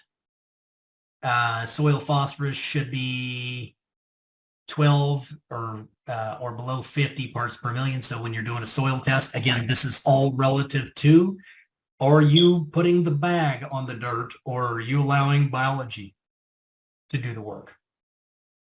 It's the structural binding for the plant DNA, very important. Energy transfer molecules of ATP and ADP. Phospholipids, the proper cell membrane. So it's going to be what is required for proper cellular membranes to be able to take in and or block things that it shouldn't be able to pass across the membrane barrier. It returns the return of all surplus and abundance. I'm not sure why that's in there. 0.22% in alfalfa. So if you were going to grow a cover crop or use a mulch crop because of a low phosphorus level, and this is, again, because we're looking at mainstream media telling us that phosphate, we're almost out, the world's going to die, we're never going to make it without chemical fertilizer. If you were to grow a cover crop of alfalfa or a mulch crop, you're going to be fixing a lot of phosphate. If you're building a fungi network, your arbomuscular mycorrhizal fungi, your endomycorrhizal fungi, your ectomycorrhizal fungi, they're all phosphorus miners. They're able to get in there and they have a lot higher acid, a lot stronger acid than plant roots. So they can mine phosphorus out of the rock a lot better than plants, up to 1,000 times more phosphorus than a plant can. So phosphorus is never an issue when we have the proper fungi in the field. In agriculture, phosphorus cycles one way. We dump it on and it keeps going and we never see it again. It ends up in a pond and causes an algae bloom. Phosphorus management strategies by design. So understanding how you manage your phosphorus, how you get in and this last one here, how you find your legacy phosphorus in your humus and in your clay layers, fungi. Fungi is going to be what brings all of those layers that actually did settle into the clay, because it can get locked up in clay due to those ionic bonds. It can get locked down in there, and the only way it's going to get back out is through enzymatic processes. And totally enough in every soil to grow plants. We just have to get it available. So this is kind of a manure. If you were going to go with manures to be a reparative mechanism to your soil, this is very generic, because the nitrogen, the phosphorus, and the potassium of what comes out of an animal is relative to what goes in an animal. So these are real basic. So we're not even going to go over that, but these are things that you can use to amend your soil. Soil biology and natural fertility. So here's kind of, anybody have anything on the elements? I kind of breezed through that. Anybody have any questions before we move on to the living side of it? No questions. All right. Last chance. Here we go. All right. Microbes. So we talked about what the microbes were. We had the bacteria, the fungi, the protozoa, the nematodes, the macroarthropods, the microarthropods, so on and so forth. They restructure electrostatic bonds and or an ionic bond. The things that we can't take apart with water, they're not water soluble, they're not hydrogen bonded. We have to figure out how to take them apart, or the microbes are going to do it. And they do it very well. They were designed to do it, and they are the most efficient at doing so. They form new molecular compounds. They build new molecular structures. That's what our microbes are doing for us. They're taking it apart and they're putting them together with enzyme. They reduce compounds to new substrate. They produce enzymes that catalyze biochemical reactions, either acidic or gluey. They improve the soil structure. So overall, a compacted dead layer of sand, silt, and clay with no oxygen, plants can't grow in. These guys are constantly putting in, because they're breathing. It's a constant party down there. They're breathing and dying. They're building homes. They're aerating the soil. They're creating areas for plant roots to live, and oxygen and carbon dioxide to respirate through the soil. They increase the germination rate, and the soil governs itself. We typically fight the design. So this is the big factor of understanding that we don't have to control it. We have to help aid it. And the soil and plants will govern themselves if we get out of the way. And then they can produce our needs. Once we've created a system that they can meet all of their needs, then it's a very symbiotic system. Okay. Decomposing bacterial microbes. So you'll hear me say decomposing, and then you'll hear the term mutualistic or beneficial. A lot of bacteria just break things down, and that's their job. They eat plant matter that's higher in nitrogen, and then they excrete what's left after they digest it. And then other bacteria will feed on that, and or plants will be able to put it back together in new forms. So we have a couple of categories of mutualistic. We've got nitrogen fixing bacteria, and that's where we had talked about the legume plants that worked with a rhizobia bacteria, and they make the colony on the plant root and they live there. The azotobacter are kind of like the freelance.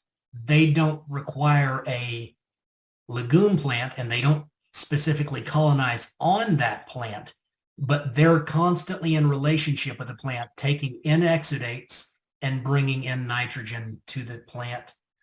And then their life cycle itself happening at the plant, feeding on the life cycle and the exudates. They will in turn give up their life at the end of the day to feed the plant. The nitrifying bacteria, those are the ones we had discussed in the nitrogen cycle. And then you've got the Frankia and the Gram, the different types. Pseudomonas is really important. We've discussed that on how it works with the rain cycle. And then we've got a list of pathogens and what they do. You're decomposing fungi. You're mutualistic. So you've got some fungi that just decompose. They will never interact with a plant.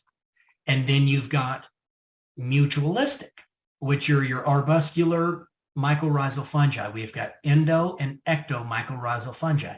And those are the ones that actually link into the plant roots, and they will share and get nutrients based on what the plant feeds it.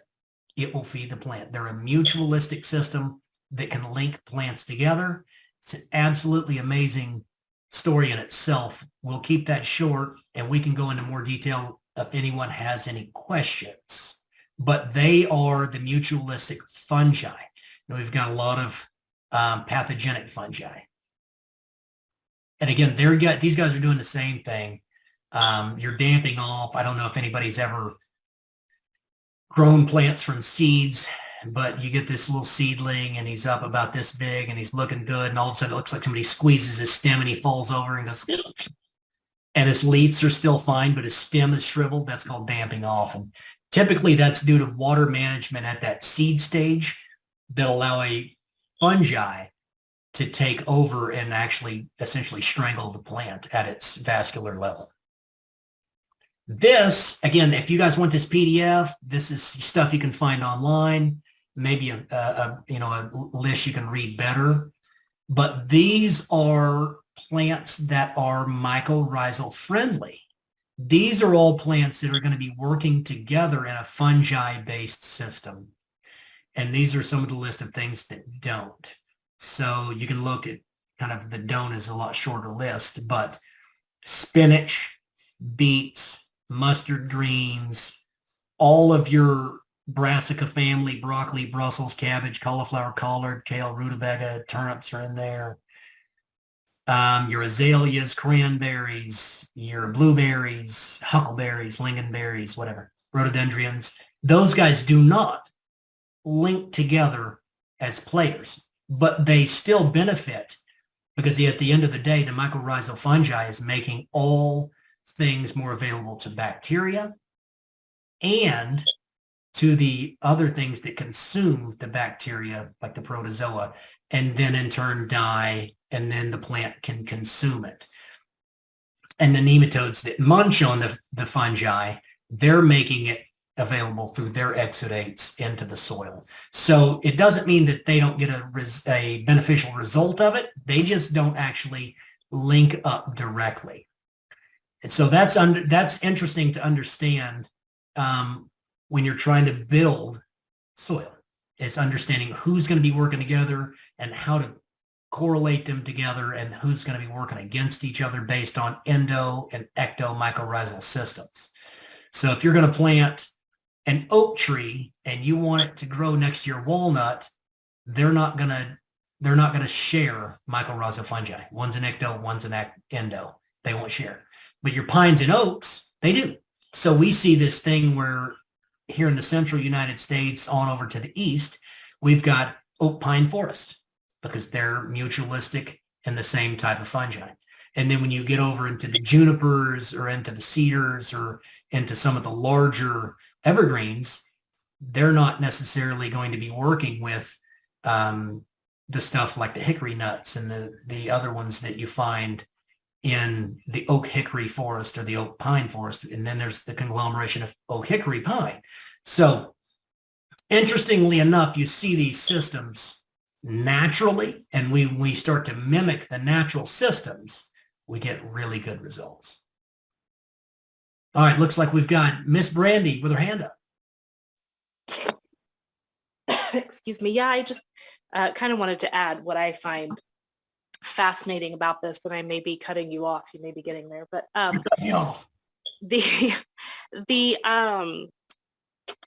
the fungal network that you're talking about, and these being endo or ecto, and when they're endo, that these plants are connecting into this fungal network.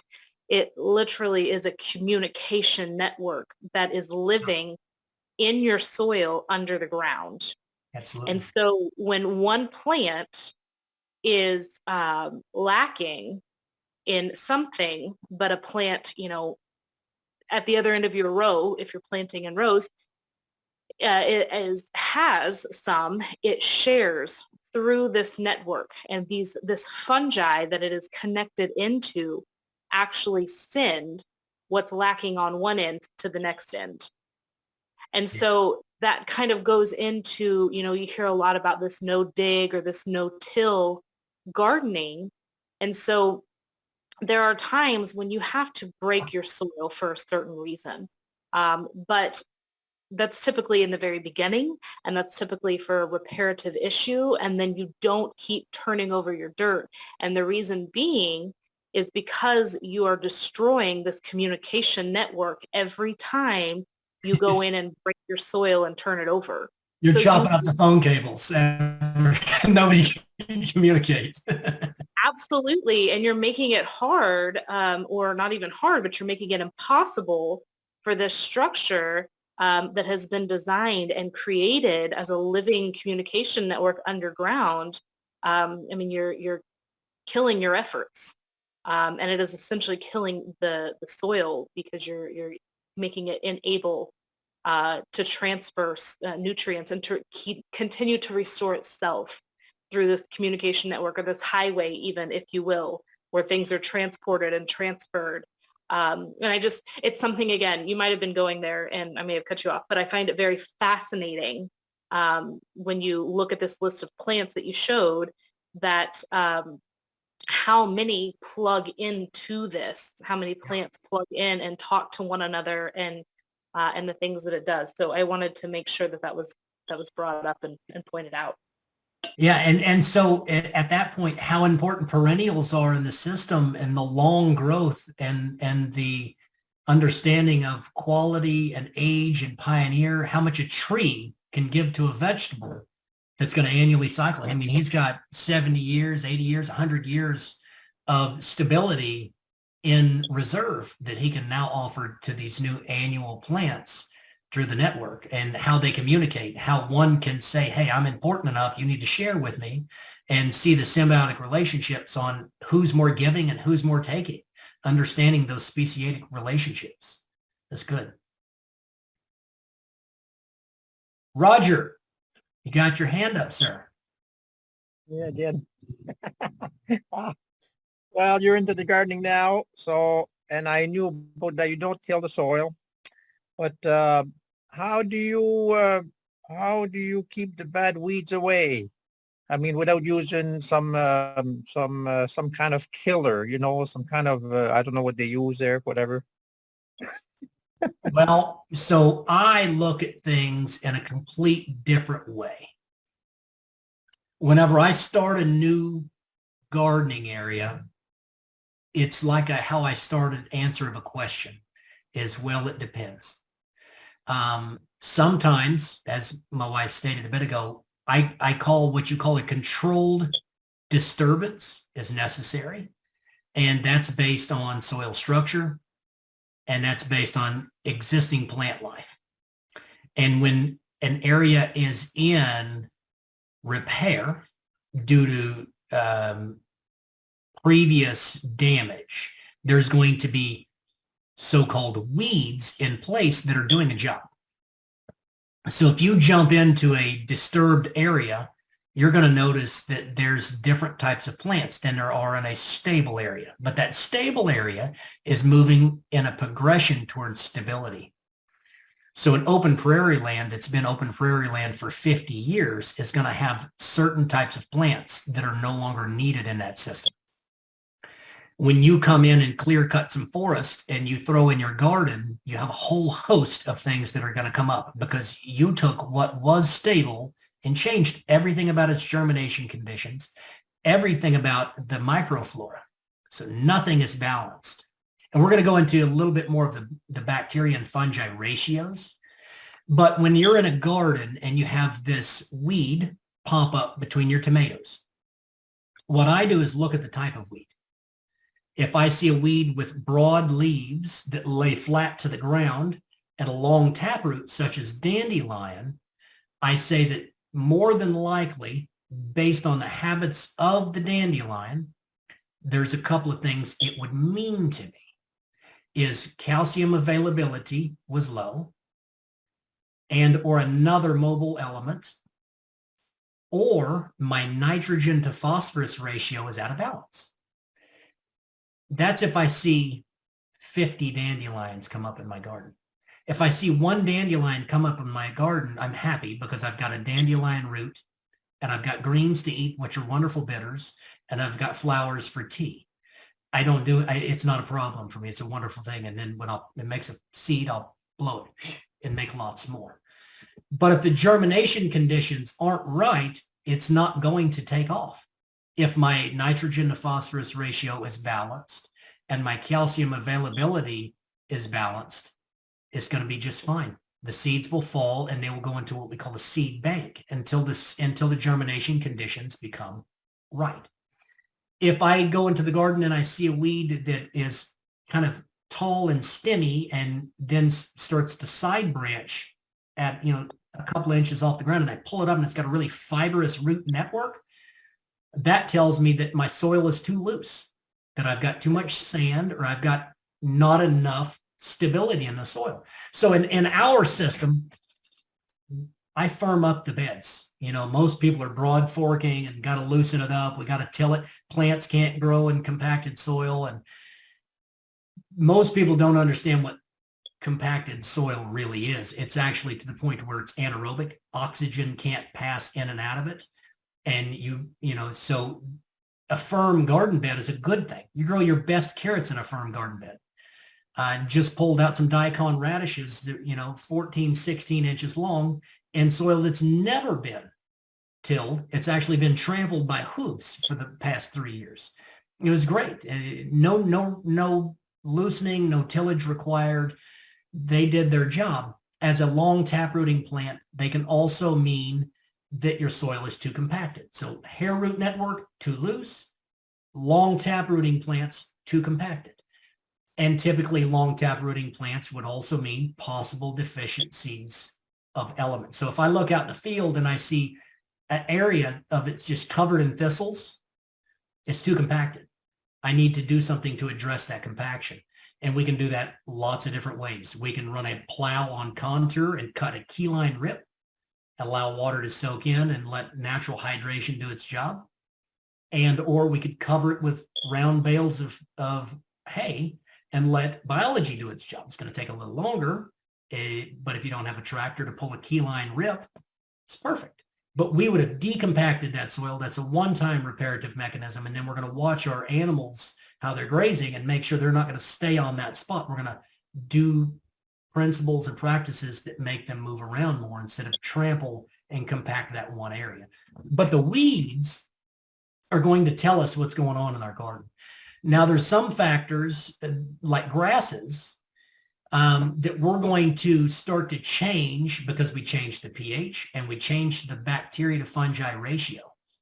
So initially, there's no fix perfect. You can't go out onto a Bermuda grass lawn and put anything down and expect to grow a crop that year without Bermuda grass in it. It just won't happen. You can put on 40 inches of wood chips and you can dig out giant compost pockets, and the Bermuda grass is going to grow up the compost pockets. It's just what it does. Until you've changed the ratio, until you've changed the environment where Bermuda grass is no longer welcome. And that takes a couple of years. Now, that doesn't mean that you shouldn't layer your garden and put it in compost, because then you're just dealing with breaking off Bermuda for the first 2 years, and then it's no longer an issue, because by then things have broken down. But by then, you're going to notice different things popping up that's telling you this is deficient or this is not. So the main thing I do with weeds is I'll pull them up and I'll put them where they grew. And because I see weeds as a reparative mechanism. So if I pull up one and I see that, it was big root network where it's too loose, I'll firm that area up with my feet. I'll pack it down a little bit. I'll put a little mulch on it. If I pull up and I see a really deep taproot, I lay that one down and I look and I see, is there any more? And if there's more, I don't pull those up because they're going to create long compost corridors for water to get into and naturally loosen the soil. If I had a small garden and I wanted to try to amend that, I would, maybe take a potato fork and loosen it just a little bit around those plants, let them do their job and see if they come back next year. If they did, we didn't fix the issue, but they're there as a reparative mechanism based on germination conditions.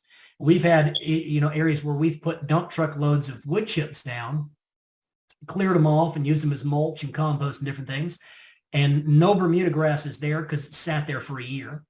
And do a soil sample underneath that pile, and nitrogen, you can't find it. There's no nitrogen to be found because it's used in wood. So it doesn't mean it doesn't exist. It means that it's I just took to the gardens and it'll be released. But the next thing that sprouts are nitrogen fixing plants. Out of nowhere, they start popping up. I didn't plant them. They were naturally in the seed bank to repair the nitrogen deficiency in that area. So where you put in high carbon, you'll see natural weeds that are nitrogen fixers. You'll see natural things that come up that are potassium fixers. Where you burn, like a burn to clear the ground, you'll see potassium fixing plants come up, because when you burn, you colloid potassium. A lot of it goes up in smoke, and what's left is potash as a colloided potassium. It leaches really quickly. So then you have potassium woody stems, big blade grasses.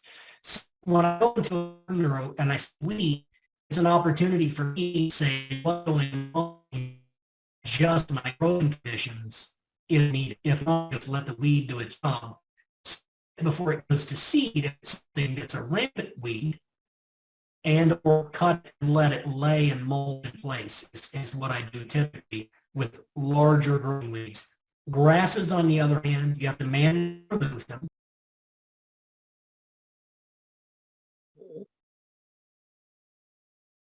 I think we lost you. Okay, we're going to get him signed back on. But basically, in summary, what he's saying is identify your weed, find out what your weed is doing, what it's mining, what it's telling you about the place that it is, and then your way that you go about fixing that is up to you, the designer. But by identifying your weed and by identifying the job that your weed is doing, then you're going to know how to best approach it at that point. And it's amazing when you start actually identifying these weeds and then going further to find out what job the weed is performing, you find out how much of it is beneficial. And we've just been taught that it's a pest.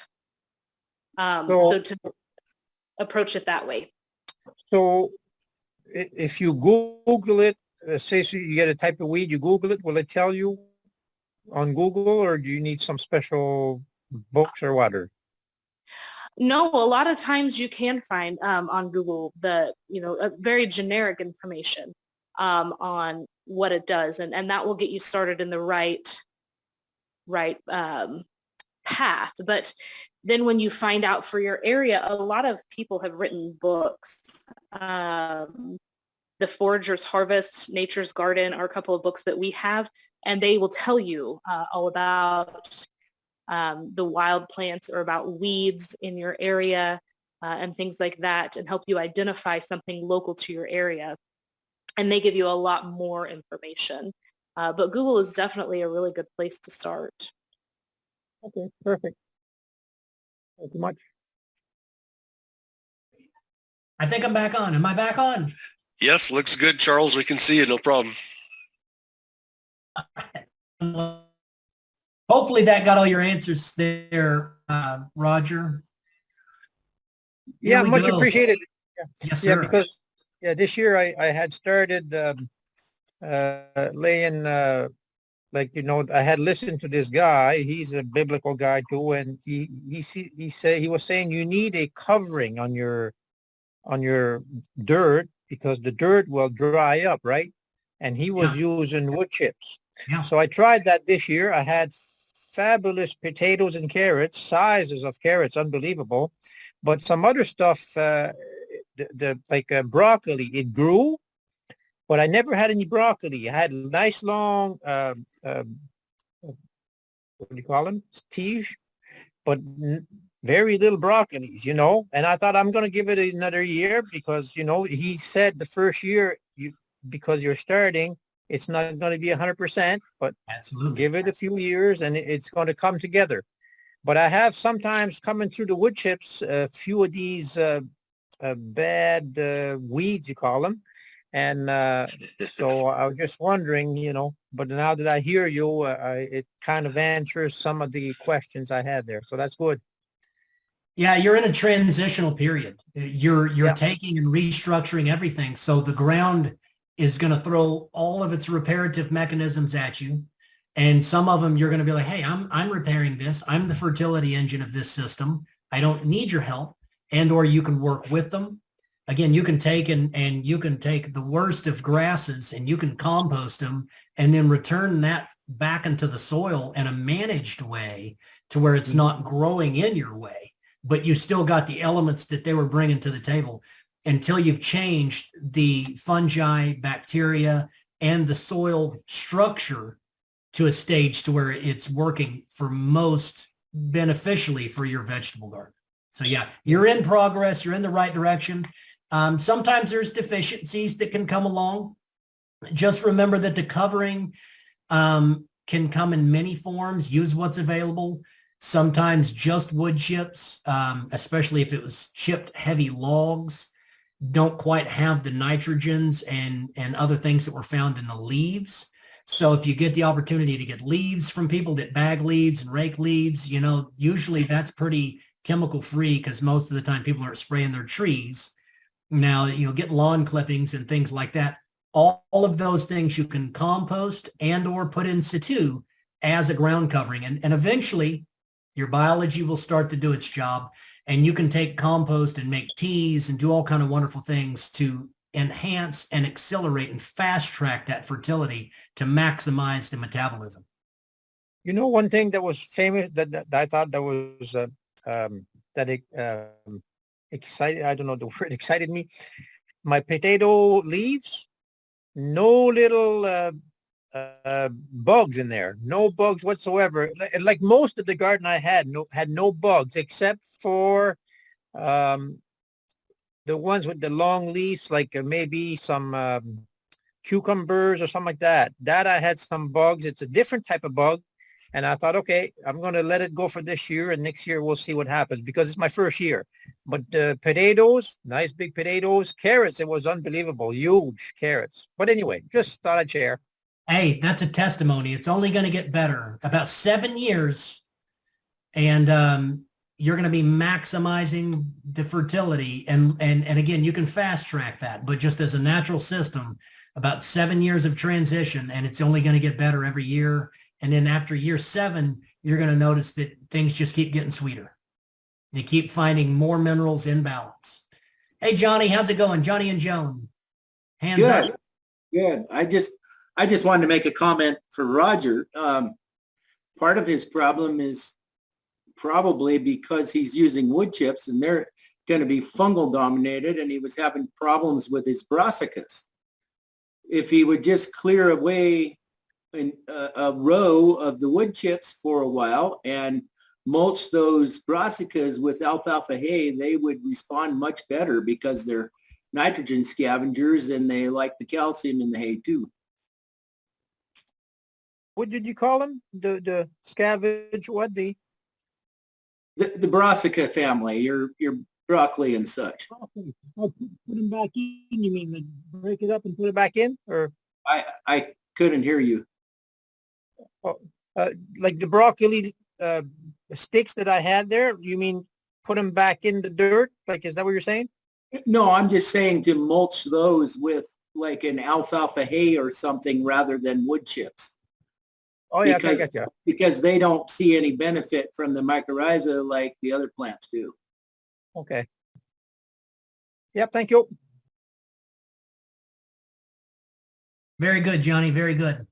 Lots of ways it can be managed. I like to do that as well. We have areas that we do compost mulching and you know, really what's available, and understanding, trying to develop a system that works for everything. You kind of have to have those micro pockets that are more beneficial to one than the other. But typically, again, after 6 or 7 years, even the brassicas grow decently in that system because the fungi is not linking into the root system, but the fungi has helped to make so many things available that they can find the bacteria. It's about finding that balance. And when you're creating a system, again, this Paul Gauchi, everything wood chip, most people look over the fact that that's in his fruit orchard. And then he implemented annuals around those perennial roots, that his annual crops that he grows, like his kale, is out of his chicken composting system, that nice black material that had the bacteria and the phosphorus that was made from the chicken compost. And we're going to get to that at the end on compost creation and different levels and ratios for plants. Yeah, Paul Gauchi, that's the guy I listen to, by the way. Yeah, and he's a great guy. He's wonderful. He observes Shabbat. You know, I pray that he continues to seek the Father and continues to find the way. Marsala, you have a question?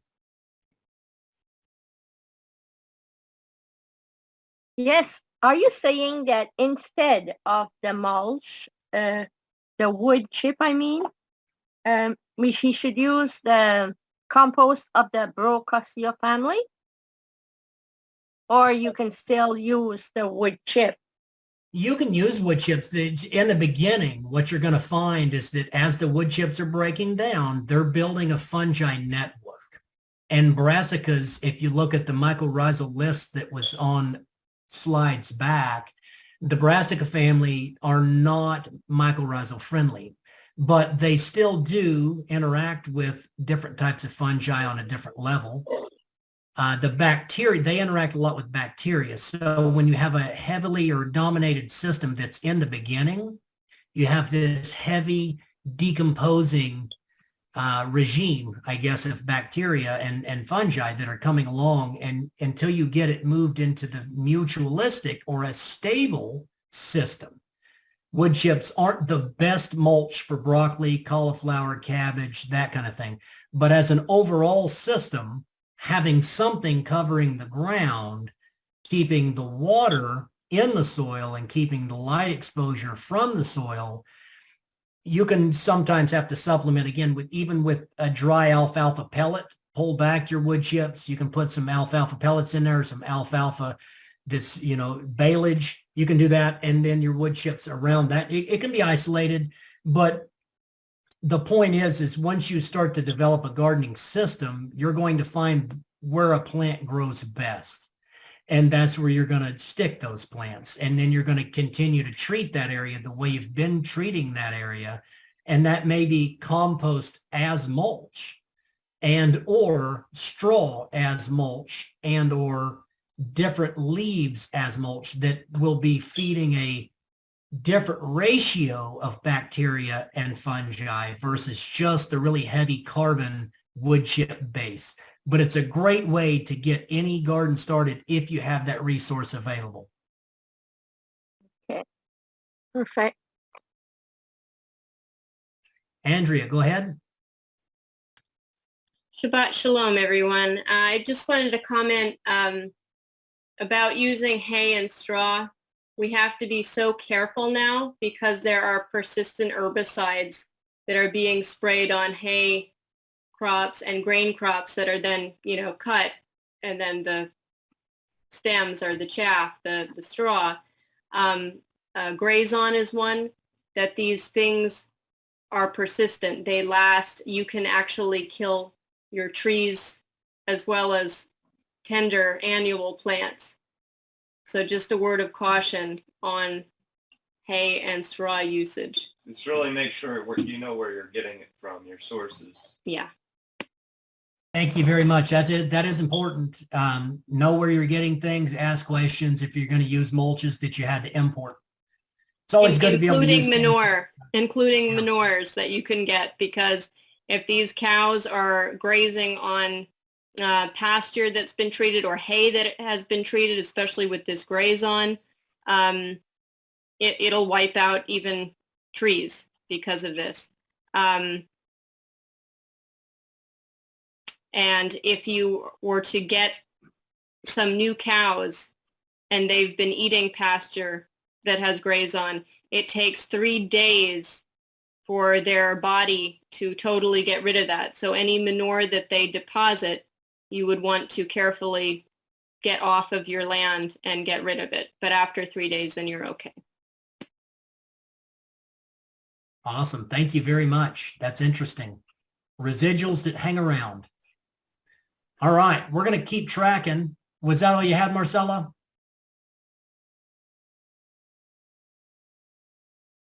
I think so. All right, so now we're moving on to the predatory microbes. We've got the protozoa, and their average body is 30-to-1 carbon to nitrogen. And that's kind of relevant here in a minute. So we've got nematodes, average body is 100-to-1 carbon to nitrogen. Those are the predatory microbes that we see in the soil that are going to be eating bacteria and fungi. So it looks like he's kind of out of order. I don't know. Soluble minerals in the soil, less than 1% of the pool in the soil is soluble at any one time. If more was soluble, every time it rained, we would lose what's water soluble or plant soluble. So a lot of it is locked up in mineral formations that are not water soluble and or in the bodies of microbes and or locked down in bonds in clay layers. Plants need minerals in soluble form to pass the root membrane. Plant roots have a maximum rhizosphere of 1/8 of an inch for mineral uptake. So around that plant, it can only absorb minerals within 1/8 of an inch of its mineral or of its root. Which is why the fungal network. And so Brandy was saying that's why the mycorrhizal fungi network can expand that network so much. And they've got stronger acids that can help take up different types of minerals that plant roots can't. And by divine design, plants know the microbes' needs, and the microbes know the plant's needs. So we're going to go over that just a little bit more. First, the plants act as producing a carbohydrate. So that's when your plant has it emerges as a seedling. It's got 2 leaves known as a cotyledon, and its first true leaf is now going to start photosynthesizing, and it's going to start taking up stuff from the soil and from the air, and it's going to start producing sugars. And most of those sugars in the beginning stages are going to be exuded out of the root into the soil to start feeding the biology at the root base. So the first leaf after the cotyledon begins, between 30 and 50% of these sugars are moved out its roots. So it actually exudes sugars out of its roots, and it exudes acids and all kind of interesting stuff, proteins, different things that it's going to feed, and it can actually take those back in based on fishing. It puts it out and it sees what it gets, and it tries a new recipe to get the right microbe to interact with it. Microbes need energy and they cannot use the sun, so they come to the plant root, which is where bacteria feed on the sugars that are exudated. Microbes begin to colonize at the root base on these exudates. So all around these roots, we start to gather bacterial colonies. The plant now begins to control the biology for exchange with the microbes and has access to the minimal pool of available minerals by intelligent design of the microbes. So literally it produces sugars, and some mutualistic and beneficial bacteria do a direct exchange. They'll actually bring the plant minerals in exchange for sugars, as the fungi do. Those are the mutualistic category and the beneficial. By the best practice, it is set up to cultivate this plant relationship as early in a plant's life as possible. So if you're growing your own, you're going to be able to get a lot stabler structure of a plant early on than buying a plant that has been grown in commercial fertilizer for the first half of its life, and then you do this large transplant from the store and try to feed it with biology. At that point, he's going to be in a pretty shocked environment. He's going to have a minimal hair root network. He's going to have a maximum taproot network that is designed to take up all of these artificial fertilizers in water form and not through the hair root network interaction. So getting your plant started early, interacting with the microbes is key.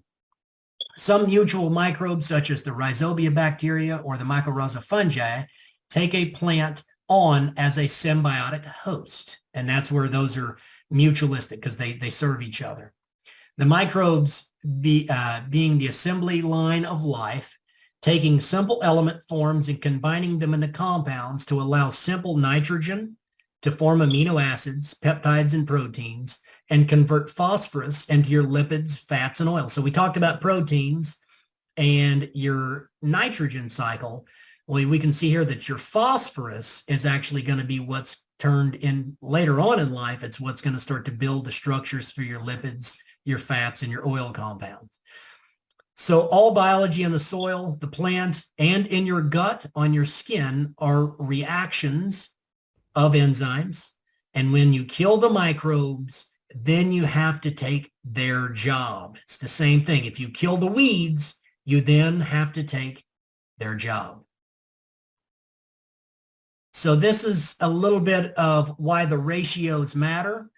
If we see here, bacteria 5-to-1 on your carbon to nitrogen, your fungi 5-to-1, your protozoa 30-to-1, nematodes 100-to-1, microarthropods are roughly an average of 150-to-1. So whenever a protozoa eats a bacteria, that's what they feed on. When a protozoa eats a bacteria, he consumes 5 bacteria to meet his nitrogen or his carbon requirements. So then he has now fulfilled his 30 carbon requirements as a food source. He's got an abundance now of 4 nitrogen that he can't keep in his body, or he'll become toxic and die because the nitrogen ratio isn't right for his body structure. So once he consumes 5 of these, he deposits 4 bacteria in his excrement, which is happening if this bacteria is right on the root. This protozoa comes up and starts munching on this guy. He literally deposits himself right on the root, and we've met that nitrogen need right at the root zone. But this happens 5,000, 10,000 bacteria a day these guys are consuming. And it's that same concept with our nematodes munching on the fungi.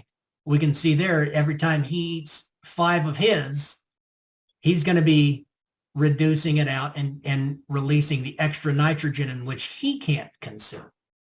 And then your earthworms and so on and so forth. That's how we can cycle these nutrients. And it's not just nitrogen, it's calcium to carbon, it's phosphorus to carbon.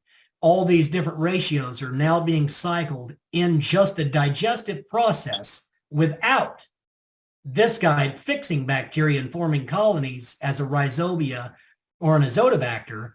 This guy's one that's just munching on the sugars. And these particular ones are going to be what the plant chooses to grow at its roots, the different type of bacteria. And the protozoa, and they're going to come. So nematodes and protozoa and your fungi are the first things you destroy when you till. The first things that are going to recover after tillage is bacteria.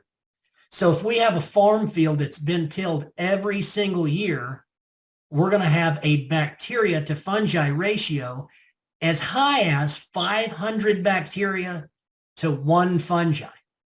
So if we look down here at this lower graph, we can see that in a weed situation, or what we talked about as a forb or broadleaf or a taprooter or a mass root networker, once we exceed 10 bacteria to 1 fungi, we're creating an environment for weeds. So moving into a covered system, like we just talked about with Roger, how we start to feed the soil a more fungi-dominant food, we're going to start changing the bacteria ratio to the fungi ratio. We're going to start increasing how many fungi are in the soil.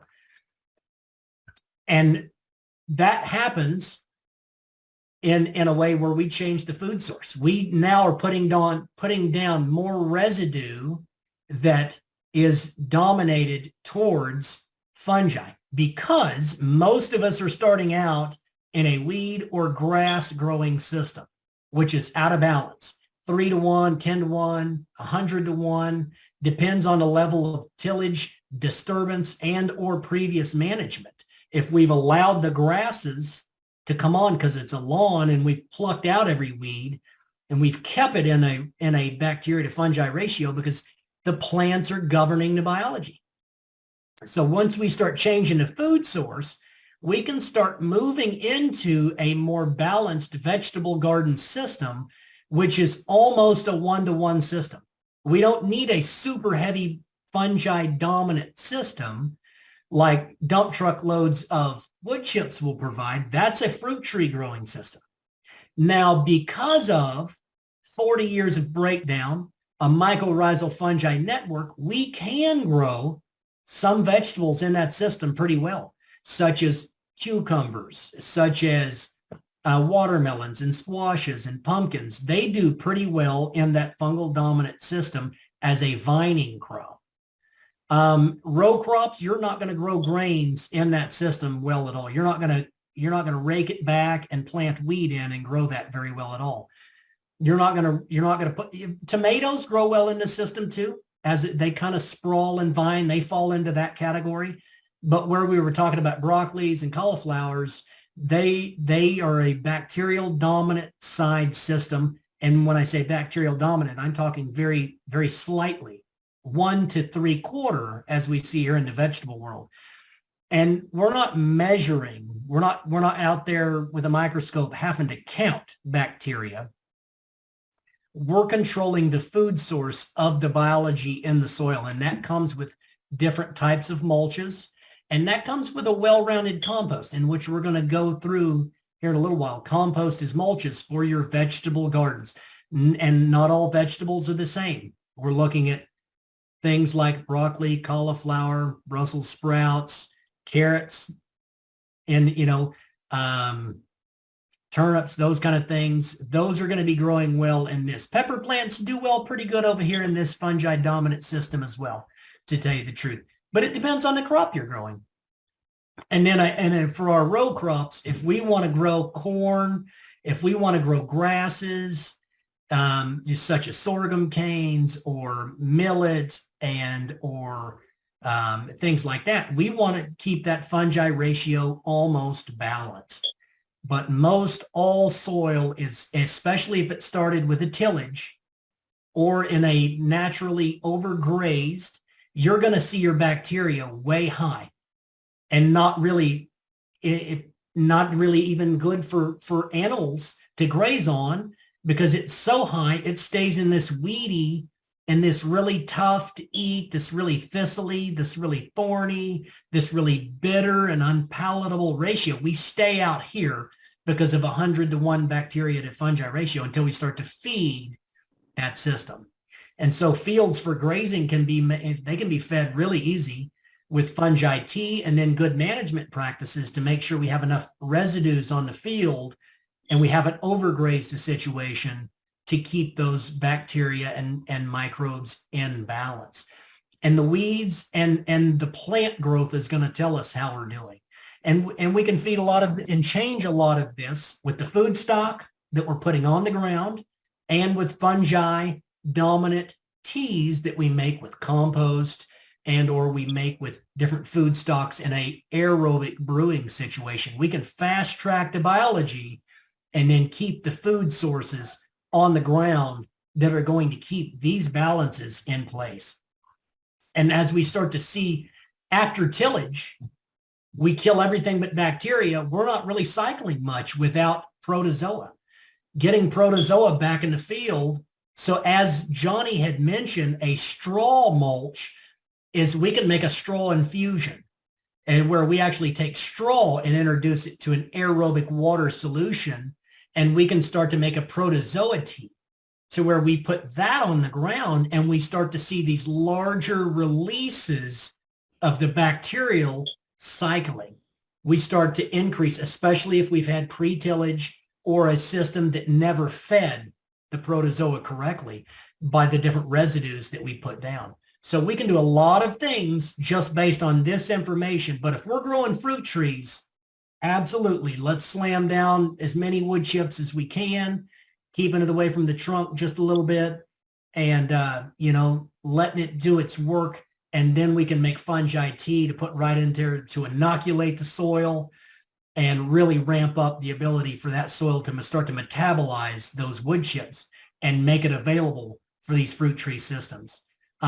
We grow a lot of integrated crops where we've got trees and vines going in and out. So they really do well together in a properly designed system as a food forestry system where you're calculating sun, you're looking at nutrient needs, you're looking at compost versus heavy carbon mulches, and you're kind of keeping everything in design where you can start to produce permanent systems that are creating their own residues that feed their own needs because you got the biology right, and then the system starts to govern itself.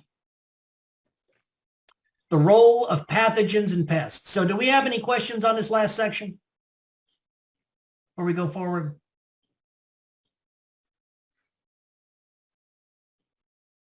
Anybody? Johnny, did you have anything you wanted to add there? Did I miss anything?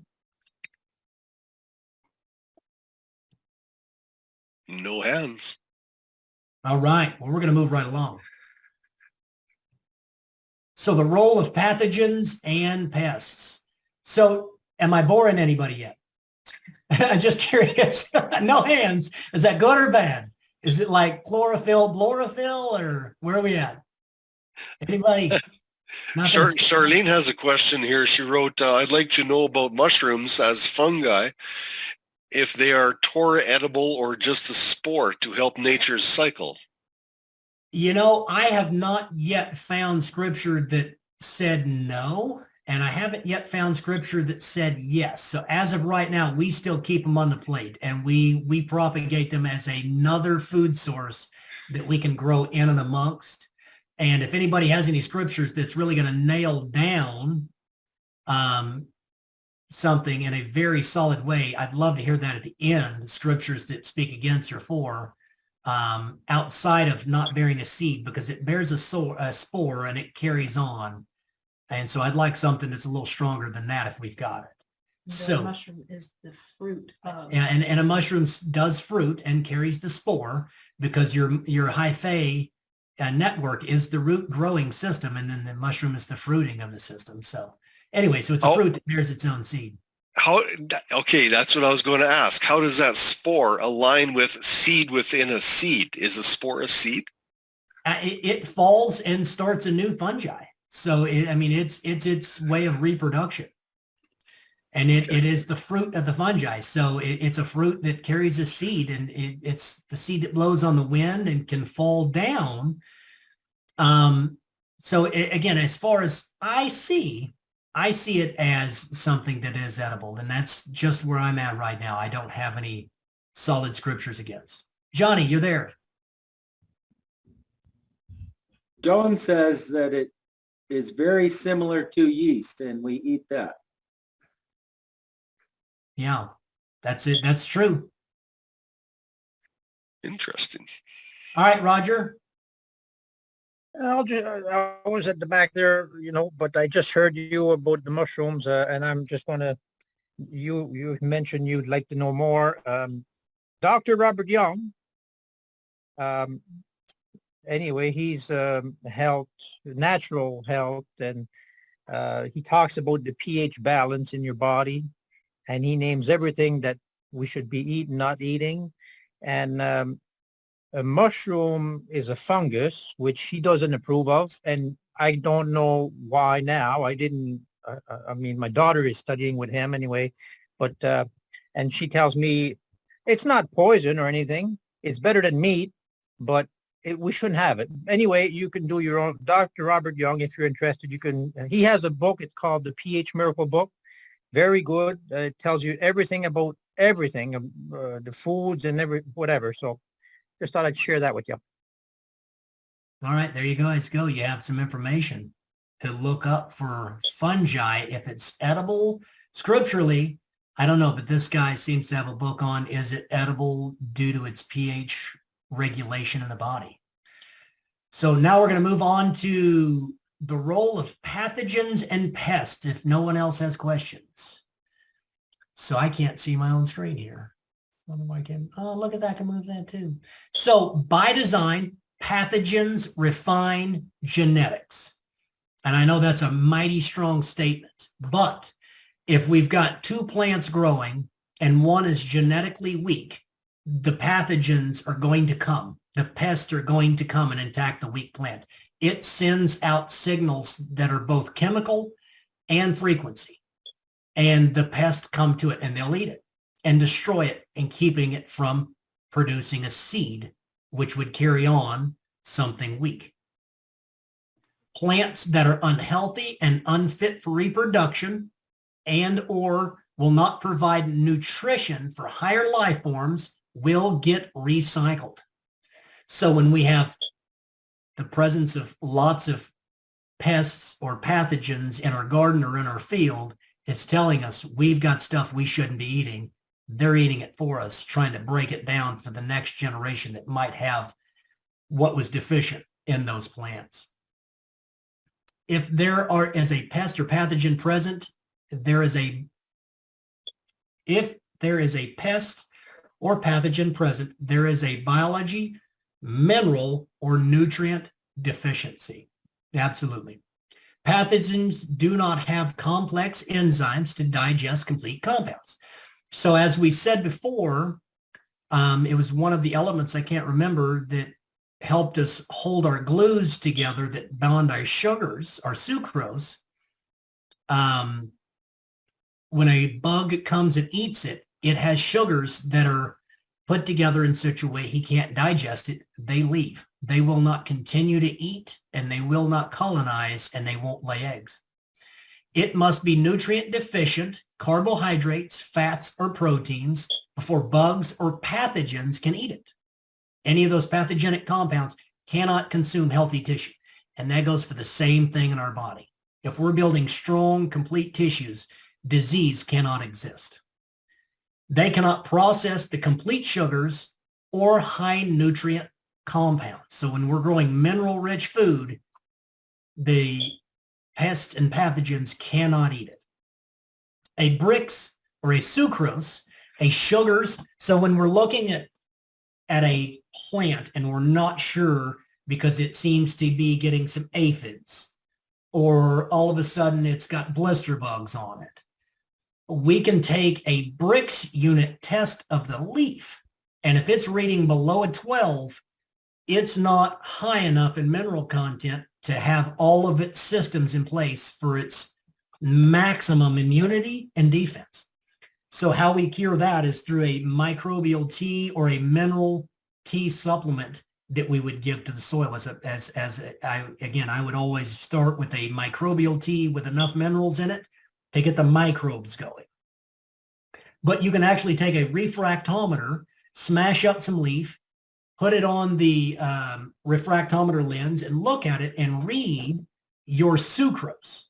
And if you've got a sucrose level that's here, you've got a mineral content that's here.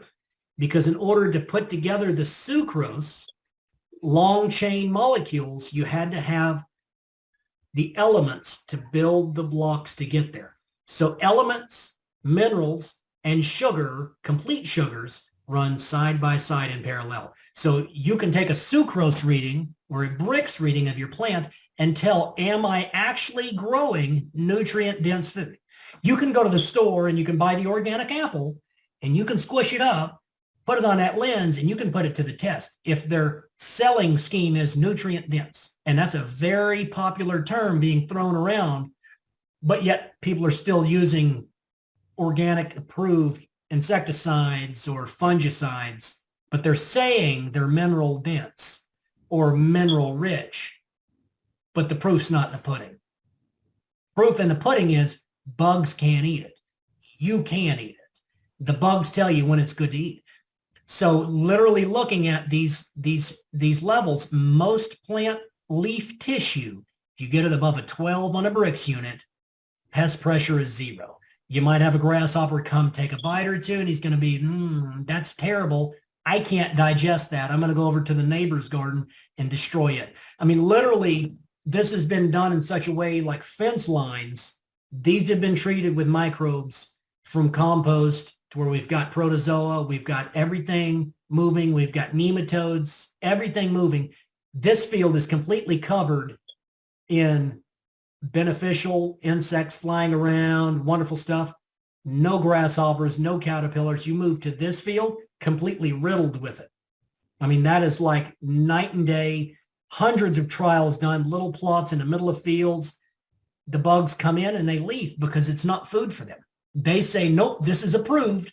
This has the Yahweh stamp of approval as food for you. We aren't going to touch it. It's fit for higher life form consumption. You guys go ahead. But where we see major damage is where they're incomplete structures. And a lot of that starts out from the seed, unrunting the pig. Your seed saving ability is your right given to you from the Creator because he said, let the seeds carry on after themselves. As Tim said, let it be fruitful, let it multiply, let it make a seed. It's your right to save the seeds. If you're buying seeds, no one was out there saying, I really like this plant. Let me save this seed. Unless you're buying from a specific seed saving program that's trying to speciate a tomato or a pepper or a kale for a certain color or a certain quality. And then they're choosing what qualities they want to save, not you. You get to say, I like that leaf pattern. I like that color. I like that shape. I like the way the plant grew. I like the way that fruit tasted. I'm going to save that seed. And then each year that you grow it in mineral-rich soil, the seeds become stronger, the plant becomes stronger, and a few generations later, you have absolute pest-free environment to where your things are growing abundantly, and they very rarely suffer anything because they're drought-resistant, they're water-resistant from being oversaturated because your ground has enough oxygen, you can't drown them, they can't dry out, they've got the fungi for all the minerals, they've got the protozoa, the bacteria. You grow complete systems that are strong defenses. And you can tell how those things are running and the health of the plant based on a simple brick. It's like 15, 20 bucks for a real simple refractometer. You can pay for higher dollar ones that are digital, and you don't have to worry about temperature and things like that. But it's a very important investment if you want to grow nutrient dense food that's actually going to fuel your body to build nutrient dense bodies that with proper constructed cells that are resistant against cancer, that are resistant against heart disease, against blood disease, against digestive issues. All of these things will have their own flora package, which will allow you to digest them and make the most of them for your own food and fuel. Compounds become incomplete with the lack of minerals, but the plant keeps going. Much like a building with the foundational structure material missing, it becomes unstable. So if you're building a building and your contractor says, hey, we need 4 tons of rebar in this foundation, and only 2 tons show up, and he's like, all right, well, 2 tons it is, and he only puts in half the rebar. When you get to the 5th story, your foundation starts to fail. That's what the plant does. The plant says, I've got one order of life, and that's to carry on for reproduction. Keep trucking. I don't have the calcium, keep trucking. I don't have the nitrogen, take it from the bottom leaves. I don't have the phosphorus, I've got to make it happen anyway. So by the time he gets to his crescendo, his seed production, he doesn't have enough left to put into the seed, so the seed itself is mineral deficient, and his generation and his ancestry failed because he didn't have the proper package to start life. So it keeps growing and keeps building. We see that in our own human families. We see that parents, they say, oh, it's all in the genetics. You're going to have a heart attack because grandpa had a heart attack. What they don't tell you is that the epigenetic factor that you eat just like your grandpa did means that you're going to consume all the toxins he did and carry on that tradition. Not the fact that it was genetic, but because it was epigenetic and environmental. You carried on the same bad habits. You smoked just like grandma for 14 years, 40 years. You're going to carry on the same health issues that she did, not because you were born to be diseased, but because you did nothing to change that line. You did nothing to break that curse of deficiency and move into the abundance that Yahweh has for you. That's spiritual. So the plant foliage should have a Brix on average higher than 12 for pest resistance. Stressed plants change frequency based on mineral deficiency. Every mineral out there has its own frequency, and we can measure that. And when you put together all these elements, it's a symphony. And then all of a sudden you take out the trombone and you take out the bass and you take out the drum, you're listening to a cracker mess. It does. And so the bug flies by and he's like, what? I just heard some bass missing. I'm going to go munch on that. He literally listens to the frequency. He tunes in and he's in tune. And sometimes the plant will use pheromones to do the same thing. There's actually a really cool documentary on wild tobacco to where its main pollinator is its main pest. So for the first half of the life, this plant will bloom during the day until the moth that is starting to come and pollinate its flowers starts to lay eggs. Then it says, all right, wait a minute, you guys can start making caterpillars to eat me. I'm going to stop producing blooms during the day, and it stops altogether and starts blooming at night and attracts a different kind of moth so that it can be pollinated. And then until that guy starts to produce caterpillars. So he regulates when he's going to bloom based on pheromone. He changes a pheromone signal that says, I'm going to bloom at this time and I'm going to attract this bug at this time. They govern themselves, and we're out there thinking that we're smart because we're going to put chemical fertilizer on or try to use this or try to use that, when it was all by design, so wild and intricate that they govern themselves whenever we give them the full authority to do so by creating an environment that they can literally thrive in Yahweh's design. And we steward it. We say, okay, we're going to keep you in sufficiency. We're going to keep you in abundance. We're going to keep you in such a way that you can manage your own, and then you can start to obey and fulfill the laws in which you were created to do. And that's be abundant and carry on after yourself in goodness. But we can go out there and start to see that what we're growing is good. Stress plants send out pheromones that attract pests. So plants that go into wilt or transpiration wilt, they start to send out signals. And so deficiencies and overabundance things, you start to get these things going out, or aphids show up. Well, when those type of things show up, the plant starts to change its pheromone signal and try to draw in other predatory bugs to do the job, to take out what is going to be a pest if the plant is in proper construction and has its ability to produce all of its secondary plant metabolites, and including pheromones. Approximately 85% of plants' immunity is in the soil, as ours are in our gut, relying on microbiology. So they say that 85% of our immunity is in our stomach flora. And so for plants, 85% of their immunity is in that biology that's in the soil, and the rest is on its foliage. And we can boost that again with foliar sprays of biological rich material that we've propagated and grown, and we can now start to set the biology up for them to manage themselves. So there was a Dr. Rudolf Virchow, which was, I believe, known as the father of pathology. So he studied and was the first one to really study pathogens in the human body. Said, his quote, "If I could live my life over again, I would devote it to proving pathogens seek their natural habitat, diseased tissue, rather than being the cause of diseased tissue. That is, the mosquitoes seek stagnant water, but they do not cause the pool to become stagnant." So Roger, there's your answer, is that when your pool is good and it is full of life, the mosquitoes don't come. But when you move into a mineral deficient or an alkalinity that is allowable for these pathogens to come into your body, then you've literally changed the environment and made it ready for pathogens to come and live in you. So crop failure. This is Dr. William Albrecht. I think he was out of the University of Utah. I think, don't quote me, may have been Arkansas. I think it's actually Arkansas. The presence of insects and disease and pathogens in the field are not the reason for crop failure. They are merely an indicator that the crop has already failed.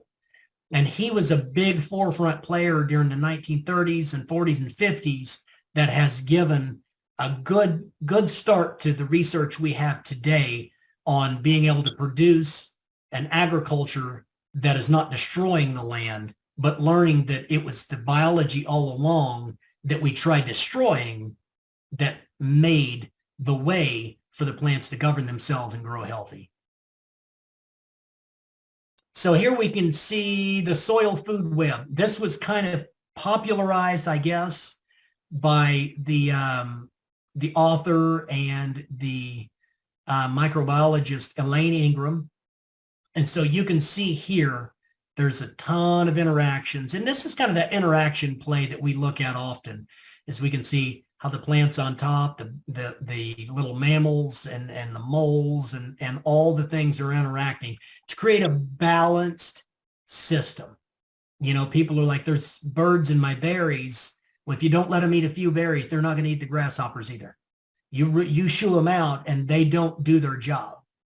And so for me, it's something that I adopted a long time ago, is the scripture says that the bird does not wander about what he's going to eat, that is provided for him. And if I'm shooing him out, I'm not allowing that natural system to play. And how can I say I'm working Yahweh's will if I'm doing what his word says should be?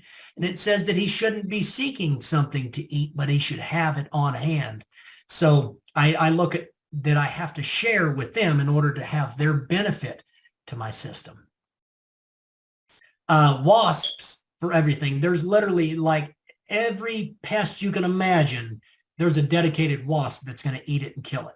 So planting a diversity of mutualistic and beneficial structures of different plants that are bringing in parasitic wasp and predatory wasps Absolutely. Those make strong systems so that when a bug does come along, if your plant is a little weak and he's going to go ahead and lay eggs, this guy's going to take out the population long before it's an issue if you've got a proper diversity.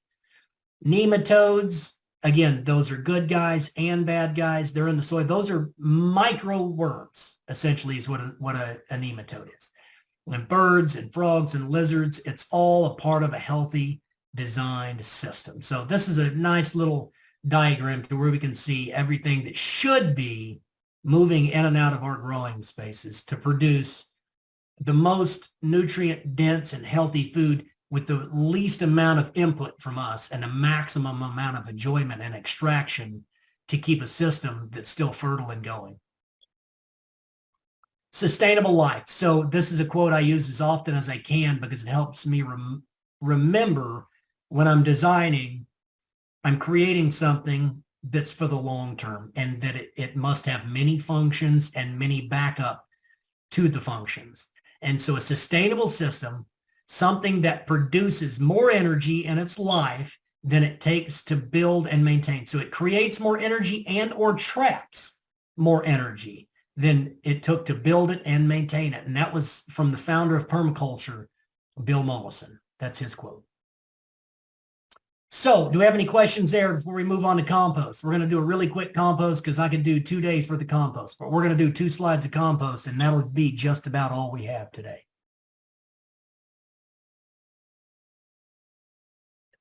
No questions. All right. Compost is the main fertility engine we use for our production growing areas. And that's because if you're going to be a production, you have to be extractive or we aren't able to meet our needs. We have to take something from it in order to eat it. And understanding the law of return, every bit of abundance or surplus, any pieces that were not eaten, the stems and the leaves and things that we didn't eat, they all go back to the composting system. Our waste goes back through a nutrient cycling system. All of our animals' waste, all of the animal butchering byproducts, the feathers, the bones, anything that we don't consume, go back through the system. We cycle those nutrients back through. And so that's how we're able to make a system that we can be extractive from, but not depleting. Because when we look at yield, we're not how many pounds can we extract from the system, but we're looking at can we extract from the system, meet our own needs, and still have more in the system than we started with. Did the soil become more fertile? Did the soil become stronger? Is there now more in the soil than there was last year, even though we extracted our needs from it? That's how we monitor yield, is how much did our fertility increase despite us extracting, not how many pounds can we pull out of it. So what do I compost? That's a question that a lot of people ask, and you get into, again, the compost is it's about like anything. There's 1,000 ways to do it. Is there one perfect way? Is there one right way? I say the only wrong way is if you're not doing it. At that point, you're not doing anything to cycle nutrients back into the system. And some of that can be literally the lazy system where it's just a static pile, and or like we talked about with the weeds, sometimes it's composting in situ and letting what minerals they extracted go right back into the system where they extracted it. So that's also an option. It doesn't have to be this complex unless you plan on growing a lot and being extractive and meeting your own needs. And I suggest that we all move towards that ability to meet our own needs. So what do I compost? My teacher, Geoff Lawton, says if it lived, it can live again as biology. So anything that lived, we can compost. And I push that rule to the limit. We compost everything. So here's a real basic carbon to nitrogen ratio. Give me 1 second, Richard, Roger. We're gonna run through this slide and we'll take your question. Nitrogen to carbon ratio. So the microbes have a nitrogen to carbon ratio. Compost has a nitrogen to carbon ratio for maximum biology growth, because we need the biology to be able to eat that range. And if we remember looking at fungi and we remember looking at bacteria, 5-to-1 and 100-to-1, we need to be somewhere in that range. Well, typically when we're composting, we're not making fungal dominant compost in the early stages. We can make special blends that are fungal dominant, but early on, we're looking for maximum digestion from microbes. We're looking at maximum speed of reproduction. So we're going to set that ratio up for bacteria to feed, and that's going to be in the 25-to-1 ratio, to where there's enough food, but there's also enough residue that's going to be breaking down for other interactive elements in the compost system. So we're aiming for 25 to 30-to-1 for a basic compost system. This allows you to look at what is the ratios of ingredients you can put into. So you can look at grass clippings, 19-to-1. It doesn't take a lot of extra carbon to get it up to a 25-to-1. So you can throw some grass clippings and some tree leaves over here and get a really well-balanced, pretty much a 50-50 mix, and you're going to get a pretty solid 20-to-1, 25-to-1, 30-to-1 ratio, depending on the type of leaf and the age of the leaf, if it's, just recently fallen or if it's been drying for a long time. So you can get an easy compost. Grass clippings and lawn leaves, that's easy. You can take chicken manure and sawdust.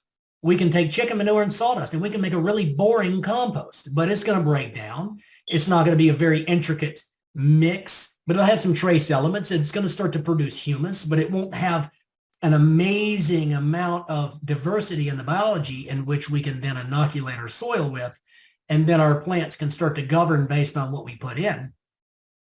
But, your own waste absolutely can be composted.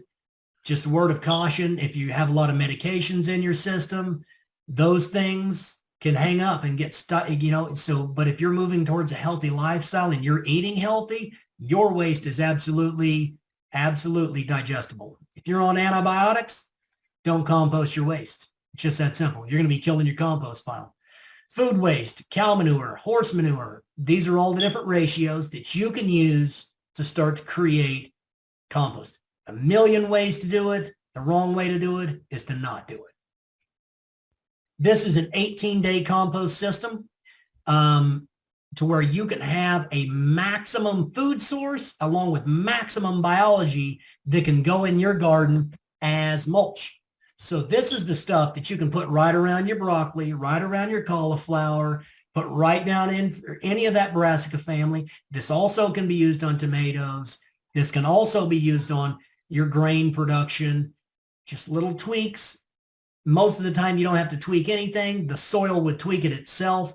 But this is of a carbon to nitrogen ratio that's going to develop a 1-to-1 to 1-to-3/4 bacterial to fungi ratio in your soil. 18 days, 1 cubic meters fertility for one person, 1 year. Chew on that for a minute. And it takes you 18 days to create all the fertility you need to grow a garden for 1 year and have it metabolizing and maximizing all of your nutrition that you need eating from the garden. So that's 1/3 of a cubic meter of green material, 1/3 of a cubic meter of brown material, a billion Google posts on that, what qualifies green and brown, and 1/3 of a cubic meter of compost. And you can play with this. This is just a really generic, what works, almost, it's a very high ratio of 18 days. Sometimes you got to push it out to 20, 21, maybe 22 if you don't get your moisture right. But this breaks down really quick. As Andrea said, be sure you're sourcing these manures from a source that you know where it came from, as well as any of these other materials. It's awesome when you can produce it yourself because you know where it came from, you know what went in the cow, and you know what came out of the cow. So day one, you assemble all the ingredients into a basket. You're layering it, you're watering it. Properly hydrate the point to the handful can be squeezed very tightly and one drip of water comes out. So you take your compost and you squeeze it as tight as you can, one drip. You see 2 drips, you're fine. If you see a bunch of drips, you've exceeded the moisture, you're going to have failure. Hydrated to a 1 drip, and that's easy enough. Anybody can do that anywhere in the world. You can get a wire cage. I mean, it's super simple. You can use, anything to make 1 cubic meter holding container for your compost. Cover the compost with a tarp, and in the end results, you will wait for 4 days. And so this is going to start to heat up. And so all the seeds that were in this manure, all the seeds that were in your green material, if you harvested from weeds that were already going to seed, all the seeds that were in your brown material that were already starting to go to seed, if you harvested, weeds from your pasture or your lawn, or if they were starting to brown off, those browns they're going to have seeds if you harvest them at seed time. If there's rhizomes, and if you're digging out Johnson grass and Bermuda grass and you're using these ingredients, over the next 4 days, we're cooking this compost. This core is going to be going up in temperature between 160 to 180 degrees. These ingredients at this hydration, 4 days, should be pretty spot on 180 degrees at the end of the 4th day. And you can monitor that by sticking your hand in the middle of the compost. If it's nice and toasty, it's not hot enough. If you want to pull your hand out because you feel like you're cooking it, you did good. So that's how if you don't have a compost thermometer, your hand, and I recommend doing that because now you're interacting with all those microbes in which you're encouraging your plants to grow in. And a lot of those microbes are going to start cleaning your hands from all the pathogenic things in which you picked up at the grocery store and at the bank and at every other place that you went during the day. These microbes are going to be breaking down those pathogenic microbes. So at the end of day 4, you turn your compost, and it's kind of an art. Everything that was on the inside, you want to try to get to the outside. And everything that was on the outside, you now want to heat up. We want to now cook what was on the outside because only the inside got cooked that first round, which is going to destroy all your weeds, all your pathogens, and all of the root fragments or anything that may regrow if it were thrown back into the soil. You adjust your moisture, and your compost should be good and warm at this stage. You're starting to warm up at the end of day 4. So you want to make sure you're not seeing any white residue at this point. If you see that, that's not fungi. That's actually a blight that is because of an aerobic environment. You got too much nitrogen or too much moisture. So in the first turn, you don't want to see any white starting to build up. You just want it to start looking dark on that inner core.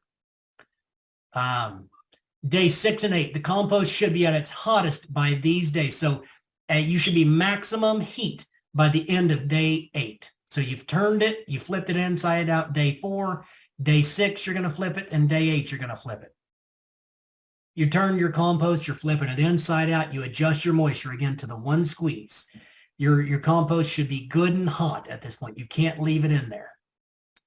Days 10 through 16, every other day, we're turning. This is a system that anybody can do unless you're just physically unable to.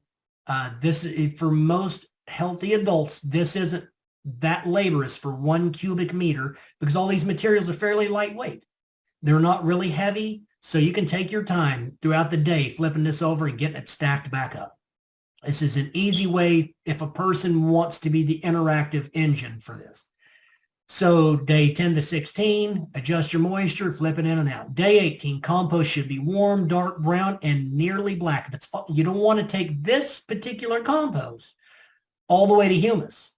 We're not looking for a finished compost. We're looking for a compost mulch that's going to produce a system that's a 1-to-1 or a 1 to 3/4 fungi to bacteria ratio by inoculating the soil with premium bacteria and its food stock, and the fungi with its food stock. That's what we're trying to work with in here. Then we're going to have to start working with nematodes and protozoa. But this is the foundation to a garden that's going to produce anywhere on Earth. I mean, literally anywhere on earth. If we can keep the temperature range to where you can grow a plant with either high tunnel or shade cloth or glass house, anywhere on earth, this compost will work. Anywhere, like you can grow plants on a concrete slab.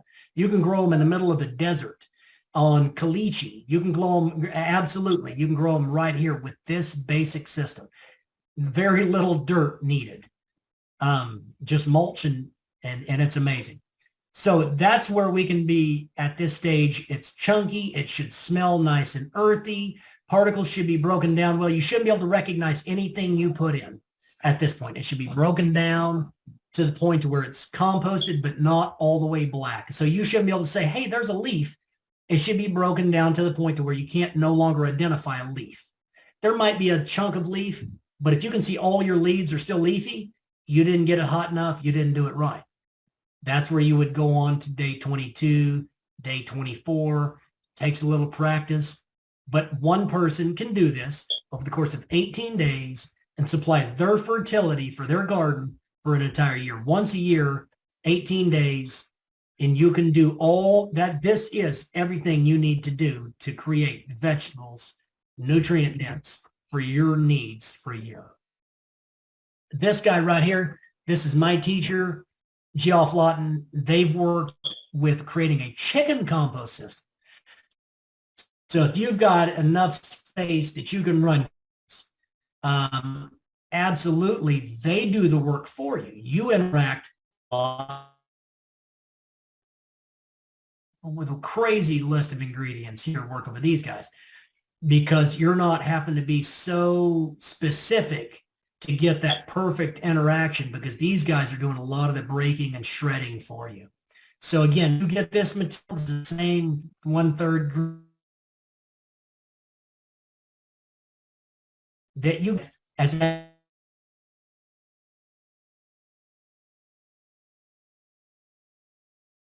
Oh, looks like we got connection problems again. Maybe he'll come back. Pretty interesting stuff. Yeah, I think it's his last slide, but it is interesting here right at the end. Yeah. Charles, can you hear us? Maybe not. His name is still up there, but I don't. Oh, there he went away. Permanent. Or, he's back. He's back. There he is. Okay.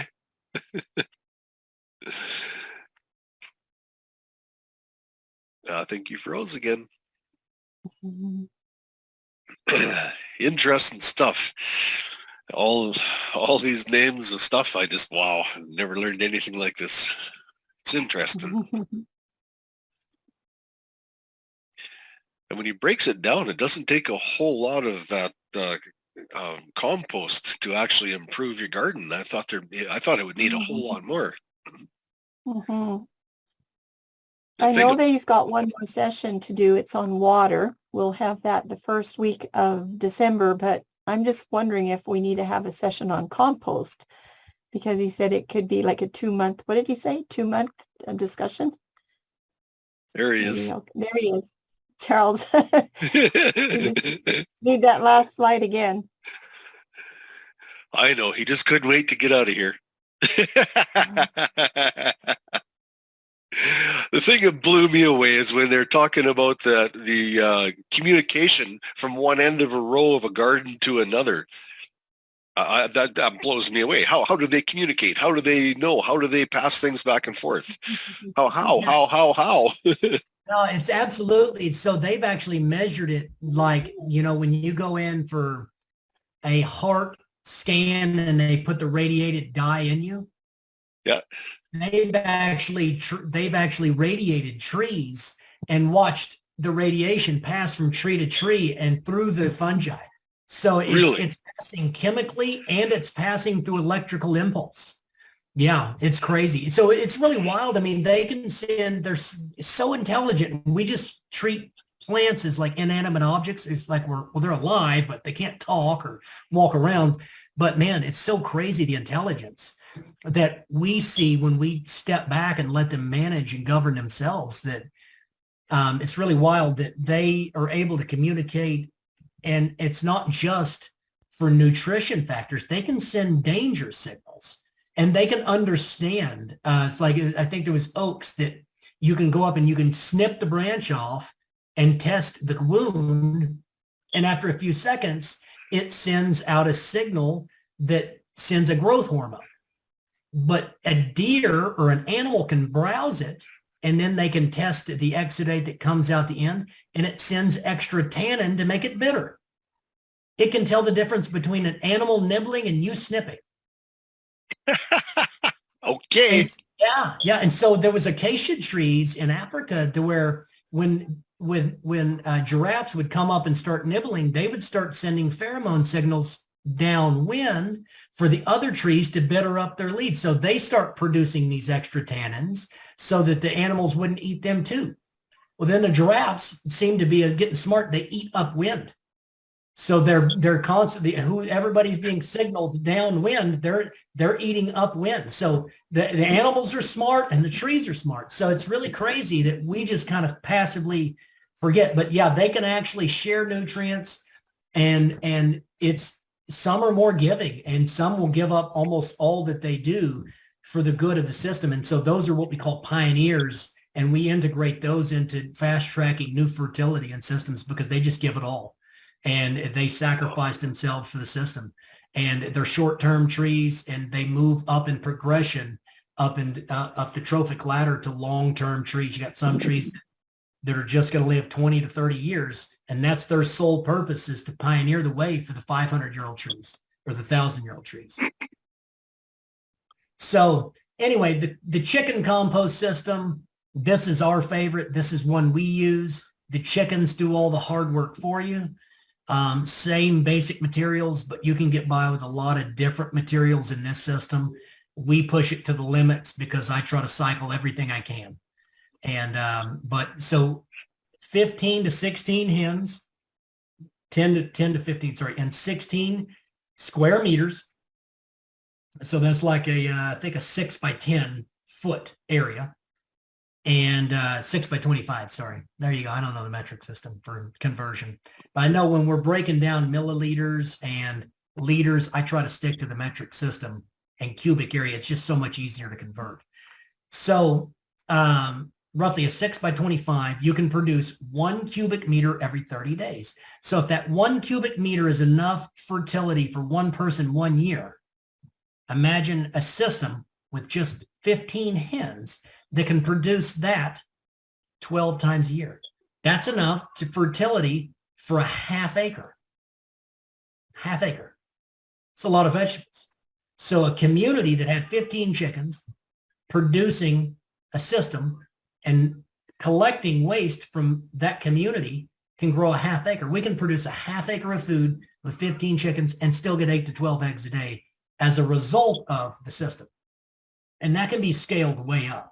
I've seen it run with 500 chickens in different systems and at a large scale, lots of inputs, but lots of fertility coming out and producing really quality market gardens that feed huge amounts of food. So 30 hens on 100 square meters can produce 1 cubic meter per week up to it. And this is actually, I have it here for a half acre of fertility, but that's actually enough fertility for 1 acre per year with 30 hens. And plus you get 25 eggs a day in this healthy system because the chickens are eating the compost. They're scratching. They're the ones that are eating the weed seeds. So I can, I can do a full demonstration on this, how to construct this system.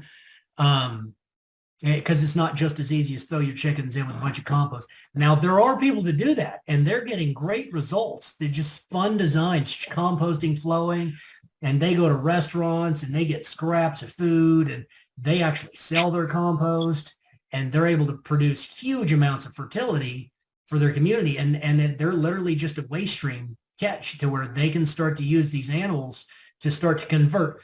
But the main goal is at this type of system is producing a compost that will produce a garden soil biology in the range of 1 fungi to 1 bacteria, or 1 bacteria to 3/4 fungi, in those ratios, which are maximizing your plant nutrition cycling in that ratio, and reduces weed pressure. It's an amazing system, and anybody can do it. Again, anywhere in the world, if you can keep your temperatures controlled for your plant growth, and you can keep your chickens from freezing, or you can be the fertility engine to turn to compost, 1 cubic meter of compost gives you the, and I mean, seriously, that's like, oh, I went off the grid. I was living in a mud hut or a yurt, and I went and raked leaves out from under the trees, and I went to the pasture and scooped up some poo.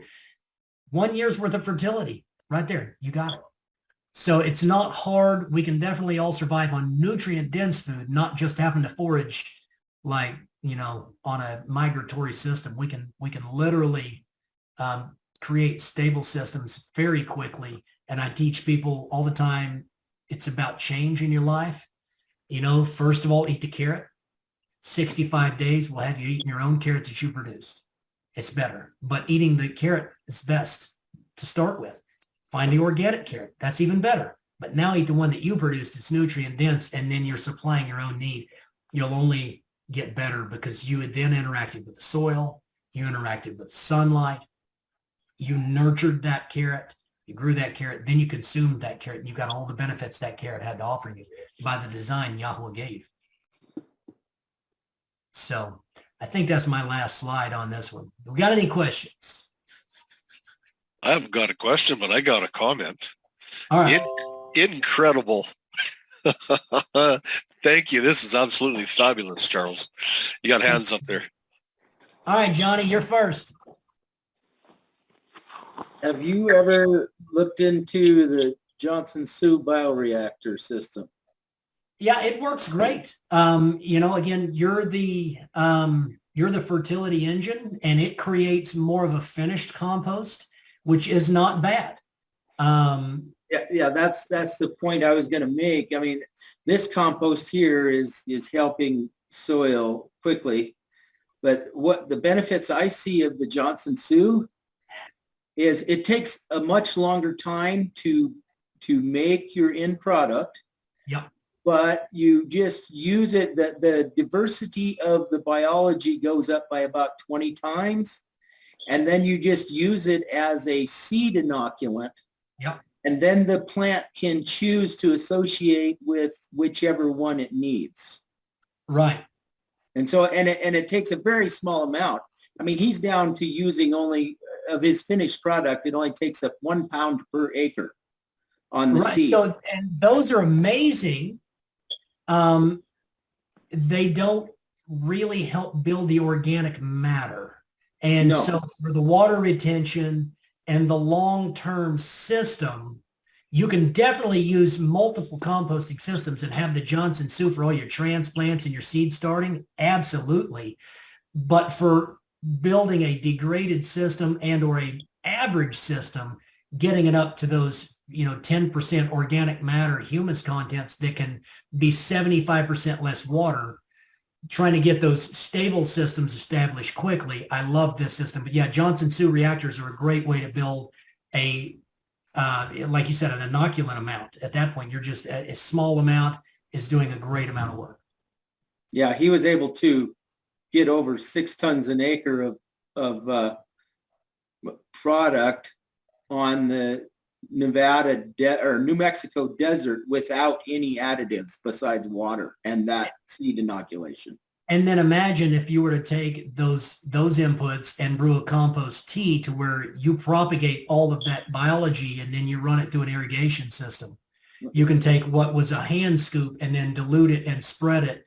A lot of work's been doing with that too as a fertigation system where you put the biology in drip tape or, however you're irrigating. You could really pump it out that way. If you could get one crop of that magnitude and then put that all back right into the soil as a cover, that's it. You can do huge things in a short amount of time. Yeah, build those plant residues, start to build up, and that's it. I think that would actually be such a hungry system that it would probably eat the 1 year's residue faster. So you would, again, that's where getting that initial startup of getting the carbons built up to where you could sustain a hungry system like that. And to where Right. the system could then start supplying its own residues at the metabolizing rate that the biology was eating. Yeah. That's wonderful. Thank you, Johnny. Roger, you're up next. You hear me? Recording stopped. Yes, sir. A couple slides ago, you said any living something you could make compost with it. Does that include fish and meat? Absolutely. Oh, really? Okay, good. Yeah. Oh, one more thing. How do you know so much about this? Did you study or what did you do? Or I'm just kind of curious. I'm a wackadoodle who loves it. No, absolutely. So it's just divine. You know, I've studied, obviously, do diligently, many nights late. But it's only by Yahweh that it's in me, because it's become such a passion to teach and to do. And the more you teach, the more you learn. And so it's just him. I can't take credit for it at all. I can't say my bootstraps, I studied and, you know, I have these degrees or any of that crap, because I don't. Truth be told, it's all him. And so I have to give him all the glory for it. That's how I retain and have the knowledge. That's a great gift. It's a great gift you got there. And it was a well presented slides and everything presentation today. Very good. Thank you very much. Mm-hmm. Charlene, go ahead. Yes, and there's more to come. I feel like I was in university and I should be at the kindergarten level. But anyway, Betty wanted me to relay the message that their power went out a half an hour ago or more, and she was enjoying the presentation. She hopes to see the rest of it on the video. And also, I'm just wondering if there's people here feeling the same as me that might want to see something on compost specifically. I don't know if you have anything ready, but would you be willing, if people would like to know more on composting, because that kind of seems to be like the icing on the cake, you know, to everything that you've talked about. Maybe people can put up their green check marks, and it doesn't, you know, because I know you're doing something for water next month, in 1 month, something on water. Okay, I see some green check marks going up and some hands going up. So Charles, I will just leave that up to you. If you feel that composting is something that we could all benefit from, then just let us know and we'll make sure that we include that in your series. Yeah, we've got lots of. I will teach what everyone wants to learn.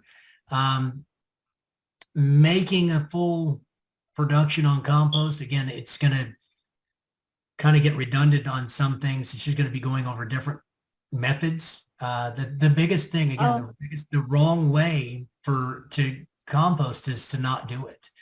But for anyone who has questions on composting, absolutely, we could throw it into many slides. The factor is, if you're going to grow without chemicals, you have to be able to put the fertility in the natural way. And compost is how we do that. And that's, we can either produce the compost and then input it into the system, or let the system compost in itself. I mean, we've got systems, many systems here as a demonstration site. Eliam, our 5-year-old, his garden has like a 12-inch PVC pipe that's cut about 16 inches-ish, and it's buried in the ground in the middle of his garden. And we compost in there as a worm farm. And then you can, literally everything that comes out of his garden, it's a cycling system. So that's the one way you can compost, is in situ, right there in the system. And it's just in that container to keep things out. You know, you throw an eggshell in there. You don't want a mouse carrying it off, or, you know, a funky fruit. You don't want necessarily flies and stuff. Just, it's a containment way. And that can be built on. You can make a bird bath out of the top of it. I mean, you can make many interactions out of a worm farm watering system that's interacting with all the biology right there. I mean, there's literally hundreds of ways, and there's no wrong way to do it. It's designing a system that works for your needs and allows you to meet your needs and allows your system to meet its needs. So Mhm. we can definitely go over different techniques and methods, and that way people can see the different ways. Okay, so would you still like to do the water first? I That would think be water is important to landscape, especially with the big drought we've had. And looking at the world right now, many countries are facing drought. So I really want to hammer on water and understanding the water. And then, yeah, absolutely, Okay. we can do compost. Okay. Okay, so we might have compost after that. Thanks a lot. Thank you Yes, very ma'am. much. Jason, looks like you're up. Yeah, I don't really have a question. I just kind of have a comment. And there earlier when you started, I got so excited I wet my plants. So I thought, Water to plants. yeah, That's awesome. Hey, and see, you're building up your natural these two air have quality. grown quite They look great. I think I need to turn these two around because these ones are starting to get orange, yellow. Because I have a grow lamp, but I don't have set up yet. I need something to set up something to hang a grow lamp. My grow lamp I've had for a long time ago. I mean, for a long time. And this is a little, I need still haven't found anything to put these four into. These two might, I think this one's still alive. This one might still be alive. These two are, this one is a peppermint one. Still has some life, but I forgot to water these for after a while. This one kind of died. This one was actually planted by a bird that was sticking some seeds from my bird seeder into another pot. Naturally So I planting. thought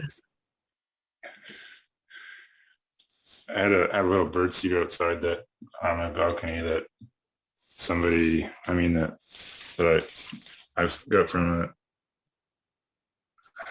one of those dollar stores. It doesn't hang properly. I mean, that has a suction cup thing that's supposed to hang on the something like a window, but it doesn't. It's not. And now you can see the nice blowing snow outside. Oh, no, you got snow. I thought it was bad here. It was 36 degrees this morning. I was shivering. 36 degrees. I have a thermometer. Let me show you my thermometer. It's just over 20 Fahrenheit. Can you see that? Yeah. No, we warmed up. We're in the 70s, I think, today. 60. That's too cold for me. I'm a warm-blooded fella. I like warm regions. Oh, yeah. My wife says snow. I said, no, let's go further south. Yeah, it's right. Let's go further south. That's a lot of snow. I'm thinking about getting the pilot license, then a commercial pilot license, and going to fly with Buffalo Airways, which is even further north than Yellowknife. Not for me. I definitely want to go further south. All right, yeah. It's too cold. Yeah. Your And plants are probably enjoying the warm. No shoes. Yeah, There's some grounding out there. Our lady replaced the balcony with steel plate a couple of years ago. So it feels cold. Yeah. Toes are frozen. Well, yeah, apparently standing on cold surfaces improves the circulation in the feet as well. Huh. Anyway, Getting steady. Anyone, in place trying to stay warm. I guess that's all I have, unless you want to keep watching my wintry snow here. Go. Winter Wonderland. Winter Wonderland. Thank you for sharing your plants, Jason. Yeah. Looks like they may need a little bit more warmth and a little bit more sun. I just have one more question. The sun is getting further south. Yeah. It looks the same way here. I know we've been on a long time and we do need to close because we have a Zoom with New Brunswick here in a little bit. But, and don't go into this a lot, but I don't have much of a green thumb. I have a Christmas cactus or a Thanksgiving cactus, whatever it is, that must be, the root structure must be at least 50 years old. I had it repotted in about 2008. It's in this big pot. It's doing wonderfully, but you know what? Sometimes I forget to water it. And yes, I do give it plant food when I remember. But tell me, Charles, that soil is so old. And I just said to Richard the other day, I don't know how that plant just survives. It is growing like crazy. It's got blooms on it, ready, it's just so faithful with it. What is it about plants that they just keep on growing and producing, even when you know that that maybe they should be repotted? I don't know. What is the answer to that? Is it, am I doing something right? I don't know. It's just amazing how it's thriving, even though it's so ignored. Some type of plants, such as cacti and your sharp bladey plants like agave or yucca, they don't take in their major nutrients from the soil. They take in some, but they take in primary nutrients from their foliage and the bacteria interactions on the plant leaf surface. So like a pineapple, you can grow in like just a cup of water and just a little bit of soil. Basically at that point it's meeting its hydration needs, but even then it takes in a lot of moisture through its foliage. So it's kind of with a lack of a better term, a created version to withstand shallow roots and nutrient deficient soil. So you don't have to have a really nutrient soil for some of those extreme plants, the ones that are really full of joy, like the succulents. You drop them on the carpet and they sprout 2 years later. You're like, how did you even do that? It's because they're designed to hold in and they don't take in a bunch from the root system. Most of it's from the air. Oh, okay. Well, we enjoy it anyway. It's so faithful in blooming and yeah. But thank you so much. Thank you so much for giving us a lot of information today. Yes, ma'am. I just want to comment there. I was blown away by the amount of growth on Desiree's plant, which was just 99.9% destroyed except for her prayer. I think that's a phenomenal witness. I really do. Mm-hmm. Thank you, Charles. Absolutely fabulous. So much information that I have no idea about. And 99%, well, no, 98% is new to me. I get a couple of the basics and stuff like that, but the details, wow, love it. Thank you very, very much. Information that we need. It's definitely information we can all use if we need to, and it's beneficial if we choose to. Yes. Key word, choose to. Yeah. Yes. Choose to be a producer in a time that you can choose, lest you be forced to in times that you have to. Yeah. In times of famine or shortage, you learn real quickly that you have to. It's a much less pleasurable experience than choosing to when you can. Yes. Good advice. Good advice. Goes back to the scripture. Choose life. That's it. Choose it. Yeah. I think we're going to ask Richard to close us out with prayer.